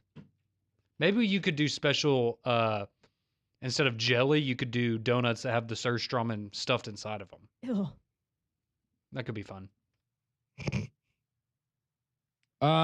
We got Cliff, everyday listener in Northport, wants to know if the worst thing I've seen, if everything is gravy, baby. If that clip is available, Molly, Conrad, on the podcast. It's I guess you could available on listen. YouTube. You could listen to it, right? Yes, you could also if you go on Google and search, it's all gravy. Like, you'll find it on YouTube or something. Because it's from an interview, like a news interview, right? She was on the Texas beach. Yeah. You can go find it on YouTube. Yeah. And you can see the whole Losing her innocence. clip. It's quite funny. Hopefully she's still around. Oh, I think Was that thriving. pandemic? Absolutely. This was one of the times that I was actually here and you and Cole were at your house. And I'm the one that put that together. I found the audio when we were doing that. So yeah, it was the beach in Jeeps during COVID. She didn't care about COVID. Cowboy texting in and says, a dozen in 4 minutes. Give me a root beer and I can get it done. All right. So now we got challengers for Conrad. He doesn't really need challengers. It's challenging enough for him just to compete against the food itself. By the way, speaking of food, Marty Smith right now has apparently gotten everything from the Masters concession stand, but I saw him just try the tomato pie that resembles an empanada. Oh, what is he do? Oh, he's getting crazy with it. He is combining the egg salad and the pimento cheese. Oh, wow. Oh. I think I did that one night. You really can't go wrong with that, though. He seems to be enjoying it. Unless you don't like cheese or eggs. Then I guess it's just a total bust. I love all the people that are standing around watching him eat that sandwich. I can get away with the egg salad and pimento cheese, but if it was really, really warm over there, I don't know if a tomato pie empanada is something that I'm going to reach for first. No. Because then I know in about 20 minutes where I'm going to be running to. Yep. And you can't run out there. You just have to waddle. No speed walk. So when you put leaves in the gutter. Technically, I'm not running. That's right, Pat. That's right. They don't have a clue what I'm talking about. Yeah, we need to clean up there in number 3, second cut. Got a patron that just got a hold of one of those empanadas. Look at Marty. That better not be a beer. Yes, being letting him drink a beer. I'll be. They've gotten so lax. Appreciate all the texts, 205-834-9450. A lot of them very entertaining, and I read them. I just can't read them on the air. One thing's for sure about Augusta, Molly, and it has to do with Airbnbs and Verbo. It's a big-time business in Augusta this time of the year. Yeah, so the long-running joke in Augusta is that a family can rent their home during the Masters week and pay for that year's mortgage because of the cost and the demand. So heading into the week, more than 16,400 nights at companies like Airbnb and Verbo have been booked for the 7th through the 13th. Now that's 11% higher than last week in 2024 and represents roughly about $8.5 million in booked revenue for those 7 days. And, kind of to compare, so a typical month in Augusta, which is roughly around 200,000 people, generates between $3 million and $4 million on a typical month. And so this is $8.5 million booked for those 7 days. Just that week. Yes. Wow. And that makes sense because, no offense to Augusta, but without the golf tournament, Not a lot going on. What are you? Yeah. Why are you going there?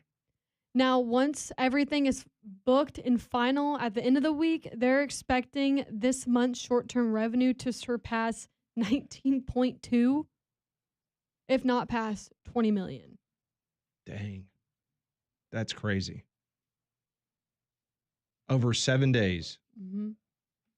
Now, the average daily rate for Augusta this week is currently at $514. So I'm assuming that's $514 per night. Okay. Which is well more than double the typical rate in every other week in Augusta. And that's typically around $200 per night. Okay. I know a couple people that have gotten Airbnbs this week over there. They did not tell me the price, but I guess those folks find an opportunity to rent their house and they head elsewhere. Well, if the running joke is that you can pay your mortgage based on a week's rent, then I think they're doing pretty well. The lady that was riding, she was volunteering. She was driving the shuttle bus the last time I was over there and got a chance to talk to her. And she said, yeah, that her entire family, they basically went and visited family in another state. And she was there. And for volunteering, somebody put her up in a hotel, but her house was occupied all week. Big time money. And then you just see all the private jets as they're landing there in Augusta. And it's just a normal city until you get beyond the hedges. Yeah, that's what I was telling Conrad this morning. Look at how defeated he looks. I've just received some very disturbing information, and it just is making me question a lot of things about my picks. my One picks. of his picks in no. particular. He just got some backstory. Oh. Yeah. Should have seen that one coming. You remember when the New York Giants took out that boat? Mhm. They had that picture The of them all out on the picture? Yeah. boat, and then they got blown out in the playoffs. Just Did you get a bad picture? well, we're just kind of in that territory. Oh. You got some deeds. It's all about priorities, right, Conrad? Yeah. It's still That's right. 5 questions from Pat. We'll try to answer them. 3-man front continues.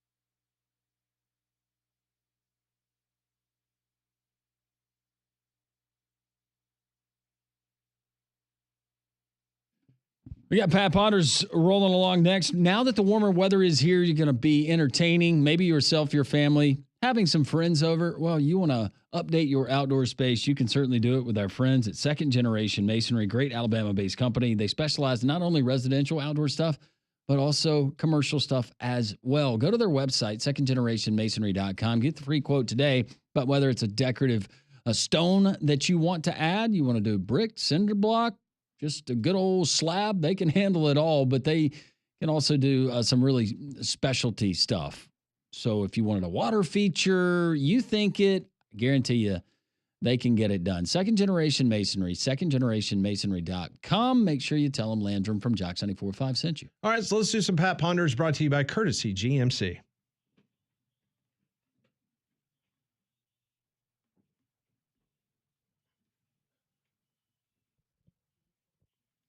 Brought to you by Courtesy GMC in Trussville, exit 32 off of I-459 on Edwards Lake Road, courtesybirmingham.com. So if you were betting the Masters, would you take the field in Augusta against Scheffler and McIlroy? Yes. Masters.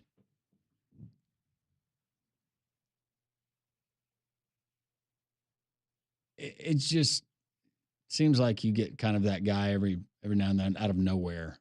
It's more prone to happen in this tournament, maybe, or maybe I'm wrong about that. But it seems like you get more. Whoa, I didn't see that one coming. You can have that in other majors, but I would take the field.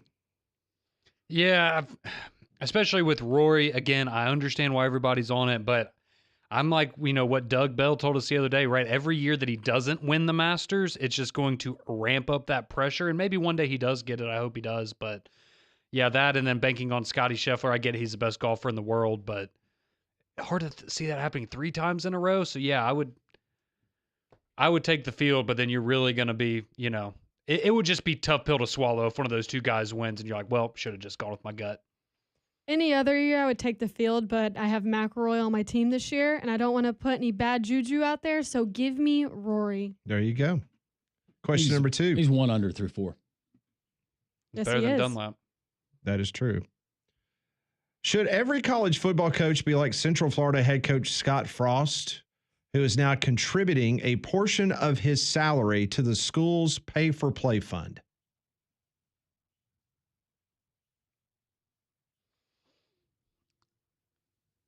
I think if you are the head coach of a program, and I understand this is different because he just got hired, but if you are the head coach of a program and you have a losing season, I think you should be required to put forth some of your contract in order to help bring talent onto that program for the next year. So do I think every coach should have to do that? Maybe not. But yeah, if you're losing, that should be part of the punishment, is you have to put money towards the NIL so you can field a competitive program. Yeah. But also, before you take that job, you need to know what the NIL setup is. That should be your first question these days. What does that look like? What can I count on every single year? I think it would depend on last year's performance and then also how much you're getting paid. But then it kind of gives you a buffer, right? Because you don't want these guys that are like, I'm going to mail it in this year and get my buyout and go sit on a beach somewhere. This way you got some skin in the game, right? Mm-hmm. Your team's not performing well. All right, well, you're going to be hit financially for that, but it's also going to help improve your team, hopefully. UCF gets all these coaches on discount. Well, it's because you get to be on the beach. In Orlando? You're not far. I mean, you're close to the beach. Yeah, you're close. You can walk to the teacups. Well, and technically in the state of Florida, you're always close to the beach. I mean, technically we're close to the beach. Whatever side you want to go to. Yeah, it is a peninsula. Yeah. What's that? I'm kidding. I know what that is.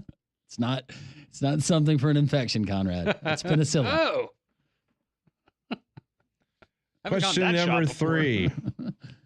The following teams have the longest playoff droughts in the respective leagues. New York Jets, 14 years. Los Angeles Angels, 10 years. Charlotte Hornets, 9 years. Which of those franchises would you consider the worst to be a fan of? So it was the Jets? Angels, Hornets. Those would all be. You want me to give you mine? I would go with the Angels. I'm going Angels. And the all day reason long. for that is because you just had, of this generation, in my opinion, the two greatest baseball players that we've had in the last arguably 20 years, and Shohei Ohtani and Mike Trout, and you never went to the postseason one time with both of those guys. And in Mike Trout's entire career, they have been to the playoffs one time, and they got swept by the Yankees. Let me also back up that Albert Pujols was a part of that team as well. Well, yes. He wasn't the same once he went to the American League either, but he was still he still had some good years. Let's say the Hornets. Just seems like it's been a while since they did anything relevant. And if you're a Hornets fan, are you also a Panthers fan? That would make it worse. And the fact that Michael Jordan has been in control of that franchise and hasn't been able to turn it into a winner, that would be frustrating as well. I'm going to complete it. I'm going to say the Jets. I mean, that would suck. I think that's one most people would go with. Yeah. 14 years since they made the playoff. Well, I mean, think about Chad Pennington was their quarterback the last year they made the playoffs. Yeah, exactly. Goodness gracious. Chad Pennington? Yes. That played with Randy Moss at Marshall? That is the one. And since they've had Geno, Goodness gracious. Fitz, Sam Darnold, Zach Wilson. Yeah. Oh, Sam Darnold was having a great time at Augusta there being interviewed. He was. At the Masters. Question number 4. Name the player or coach you would love for them to follow you on social media. You said player or coach? Yep.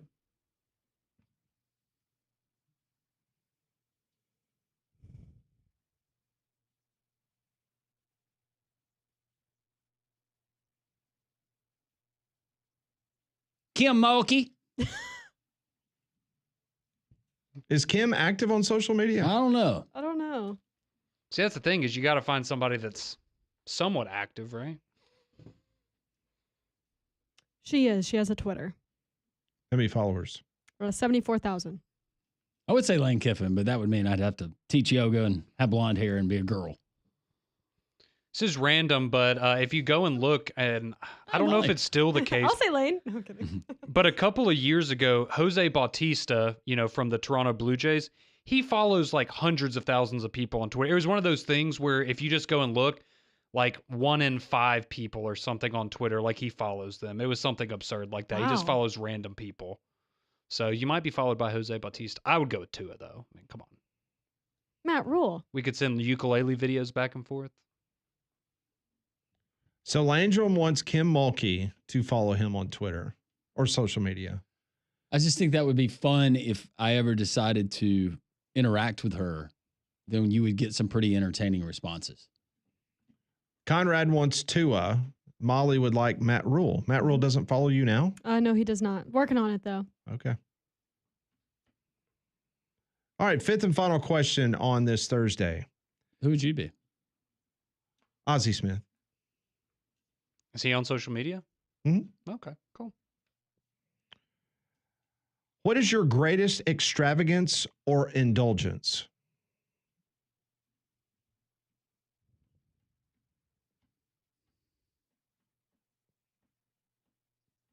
I buy the Fairlife milk. It's like $5 for a half gallon. That's your extravagance? Well, let me think. No, I wasn't knocking it. I just said if that's your extravagance, then no problem.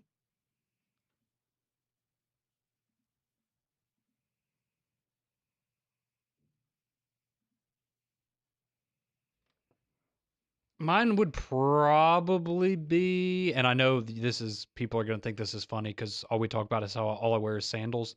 Mine would probably be shoes in terms of things I own that are way too expensive for what they are. It would be my tennis shoes because I have a couple pairs that are not proud of how much money they cost. Mine's probably like my workout clothes, Lululemon, stuff like that. It's a little bit more expensive. Mine would be golf, just all encompassing. Golf. All right. Paige entered the contest, by the way, Pat. Thank you for sending that over you're to welcome. me. Pat, is yours jerseys? Helmets? It would probably be helmets, but it might just be the fact that I go over the top with all my television packages. That's a good one. That was a good one. Those Gators weren't cheap, Now though. think about it. You got a lot of extravagances. No, I don't. Yes, you do. No, I don't. Guys, No. agree with me here. I agree. I'm on your side 100%, Landrum. No. He could live in a small apartment for what he pays for cable. Now that you're right. You're not too far away from that. No. It's satellite, by the way, not cable. Ooh, sorry. Okay. Our bad. Yeah, I guess you call it what you want if you pay that much. I was for about to say they'll let you say whatever you want. But yeah, helmets are up there. Yeah, the ones you get, as you know. Yeah, I don't get the ones that you could go and compete in tomorrow. Well, I mean, I like to have the ones in case James Spann tells me to go get in my basement. Now, I do have I do have some of those. They're not on my showcase, but I do have some of those that. I go with the one that Coach Hatcher gave me from Sanford. It's a good one. That is actually showcased, but it fits right. It's got a good running back, wide receiver face mask. I feel safe in it. No tusks. No tusks. No tusks. We'll work on it. No bulldog paws. Courtesy GMC and Trustful, they bring you Pat Ponders each and every day. Visit their online inventory at courtesybirmingham.com. We'll get you updated at Augusta National with round one of the Masters taking place. Also, some more of your text if you want to weigh in, 205-834-9450, and maybe a little bit of college basketball transfer portal news. Three-man front and Jocks, 94.5.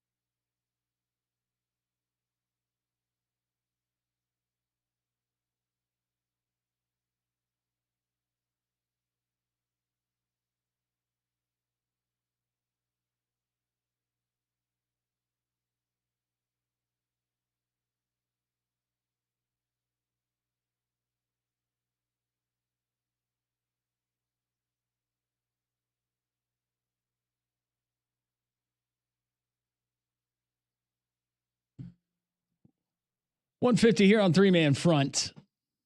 Currently a Canadian atop the leaderboard. Nope. We have movement. Justin Rose is now atop the leaderboard. Rose is at 5 under par as he is getting ready to play the second 9. You have Corey Connors, the Canadian, at 4 under par. Pat's guy, Tyrell Hatton, is also at 4 under par. Scotty Scheffler. Oh, the score was going to change and then it went back. He is at 3 under par. You've got Rye at 2 under, along with English and Day, along with McCarthy. I'm seeing who else. Morikawa, Colin Morikawa. He dropped a couple of strokes. Molly, he is now at 1 under par. Neiman, Conrad's golfer, Joaquin, is at 1 under as he plays number 17. Rory McIlroy at 1 under par as he has played 5 holes. Bryson DeChambeau, another one of Conrad's, he's at 1 under par through 4 holes. And then other notables, you've got, oh goodness, Matsuyama, even par through 5, Molly. Patrick Cantlay is at 1 over par. And then you've got Jordan Spieth, who is now 2 over par through 14 holes, as well as Brooks Koepka's 2 over through 7. So there's some of your notable names. And yeah, Conrad, you don't want to look. It increased since the last time. Past the 2-point conversion? Let's just say 2 touchdowns and 2 2-point conversions. Oh, gosh. Over par. That's not good. That would be a plus 16. Yep. What are you doing if you're plus 16, you know you're going to miss the cut the next day? What are you doing tonight? I mean, I'm doing what you said. I'm burning it down tonight. I'm here for a good time, not a long time. I don't know if it's still there, but there's a place called the Country Club, the Augusta Country Club, and it's in a little shopping center, mall, whatever. There's a mechanical bull inside, and you go in, and yeah, it's that kind of place, but they call it the Country Club. That would be your spot tonight. Yep. And there's a wing place. I was about to say, I'd be loading up on the wings and then getting on the bull. This wing place, they feature, I think, 600 different flavors of wings. Oh, just try them all. Yeah. Yeah, no, I would be disheveled showing up to Augusta tomorrow, probably, where they would be, are you sure you're who you say you are? Yeah, I know. I promise I'm competing in the tournament. Okay, you look a lot different than you did yesterday. Yeah, but I'm going to be here for 3 hours and then I'm out. So let's get this over with. Tough day, man. I know. Yeah, I feel for him. Yeah. Well, he's fine. You kind of feel for him. I kind of feel for him, but also now that some of the other stuff we're privy to, just let it go. Don't feel bad. Let it go. Don't feel bad. No. We got family and friends listening. No. He's doing just fine. Good kid. Yep. It's solid. So the three-man front Twitter poll question of the day, Molly, had to do with what folks would like to do with their potential bucket list not involving a football team. Yeah, so what would you rather attend? The Olympics, the Kentucky Derby, the Masters, or the Wimbledon? Right now winning, I'm not really surprised with the results, but the Masters is winning with almost 60%. It's at 56.7. The Derby is in second place with 22.2. Then the Olympics at 13.8. And the Wimbledon is in last with 7.3. I would like to do the Derby. And not because I've been to the Masters, but I was born during the Kentucky Derby. Feel like I kind of like in the 1 minute while the race was being run? I need to check that box. Yeah, spectacular bid, 1979. My dad was actually, I think he bet on it, Pat. You'd appreciate that. And he was not even in there. Did he bet on you or bet on the horse? I don't think he bet on me. I think he bet on the horse. Yes, 1979, spectacular bid. Been a horse's butt ever since. There it is. That was the old joke. So, Conrad, how about you? Olympics, Kentucky Derby, Masters, or Wimbledon? Definitely the Masters. I mean, I think that's at the top, or at least on most sports fans' bucket list. But if I was to go past that, probably Wimbledon. Yeah, I think Wimbledon would be. Because I have been to the Kentucky Derby, like not the race, but I've been to the Derby. Like, Churchill Downs. Yes, I've been there, and I I don't know. The horse racing thing was just, I don't know, wearing the floppy hats and stuff. That's just not really my thing. So yeah, I think Wimbledon would be really, really cool. But it doesn't feel like it'd be like a costume party where you can just wear the most outrageous suit if you're a guy, or crazy hat if you're a woman. Or maybe you want to wear a suit. I don't know. No, I don't. But no, I've never been to Europe, so Wimbledon, that would be cool. Molly could wear her suit. She could wear her slacks and her green jacket. Absolutely. From when I win. From the Masters. Yeah. If I win. Tied in with a cute pair of shoes. No, you had it right, Molly. When you win. Okay. Confidence. Yep. Pat? Preference? It'd probably be Wimbledon. I've done the Olympics. I'd love to do the Masters. Like Conrad, I was a fan of horse racing at the Birmingham Racecourse when I was in high school. Yeah. It was really nice out there. That first year it was open was tremendous. It was to the nines. It was really fun being a high school kid trying to find a window that would allow you to wager. I went out there with my parents. They used it as a date night because it was still new. And so we went out there and we watched good restaurants and had a cousin that was he had a farm, a ranch, whatever. He had horses, and he just knew by looking at them. Right. And they won. I don't know how much money they won, but they won a lot. I'd sit up Not there. a lot of money, but a lot of races. Quinella Box was my go-to bet. Quinella Box. Yep. Get the old daily racing form and figure it out. See which one used Butte or Lasix. Remember Gilbert? Yep. Oh, race fans. Yep. It's good times. It was fun. It was a lot of fun. Then, of course, You got Lady Luck, don't fail me in the third race. He was such a good And I man. worked with Carl Daniels over at WERC Radio. Yeah. Carl was a longtime track announcer there at Birmingham Racecourse. Speaking of horses, hopefully we'll see you all tonight, the free event there at Rambler Sports Bar and Grill. Coach Skip Holtz and the Stallions. Little meet and greet, 5:30. I will be there. Appreciate you joining us today. I hope your golfer scores low. Paul Feinbaum, he's next.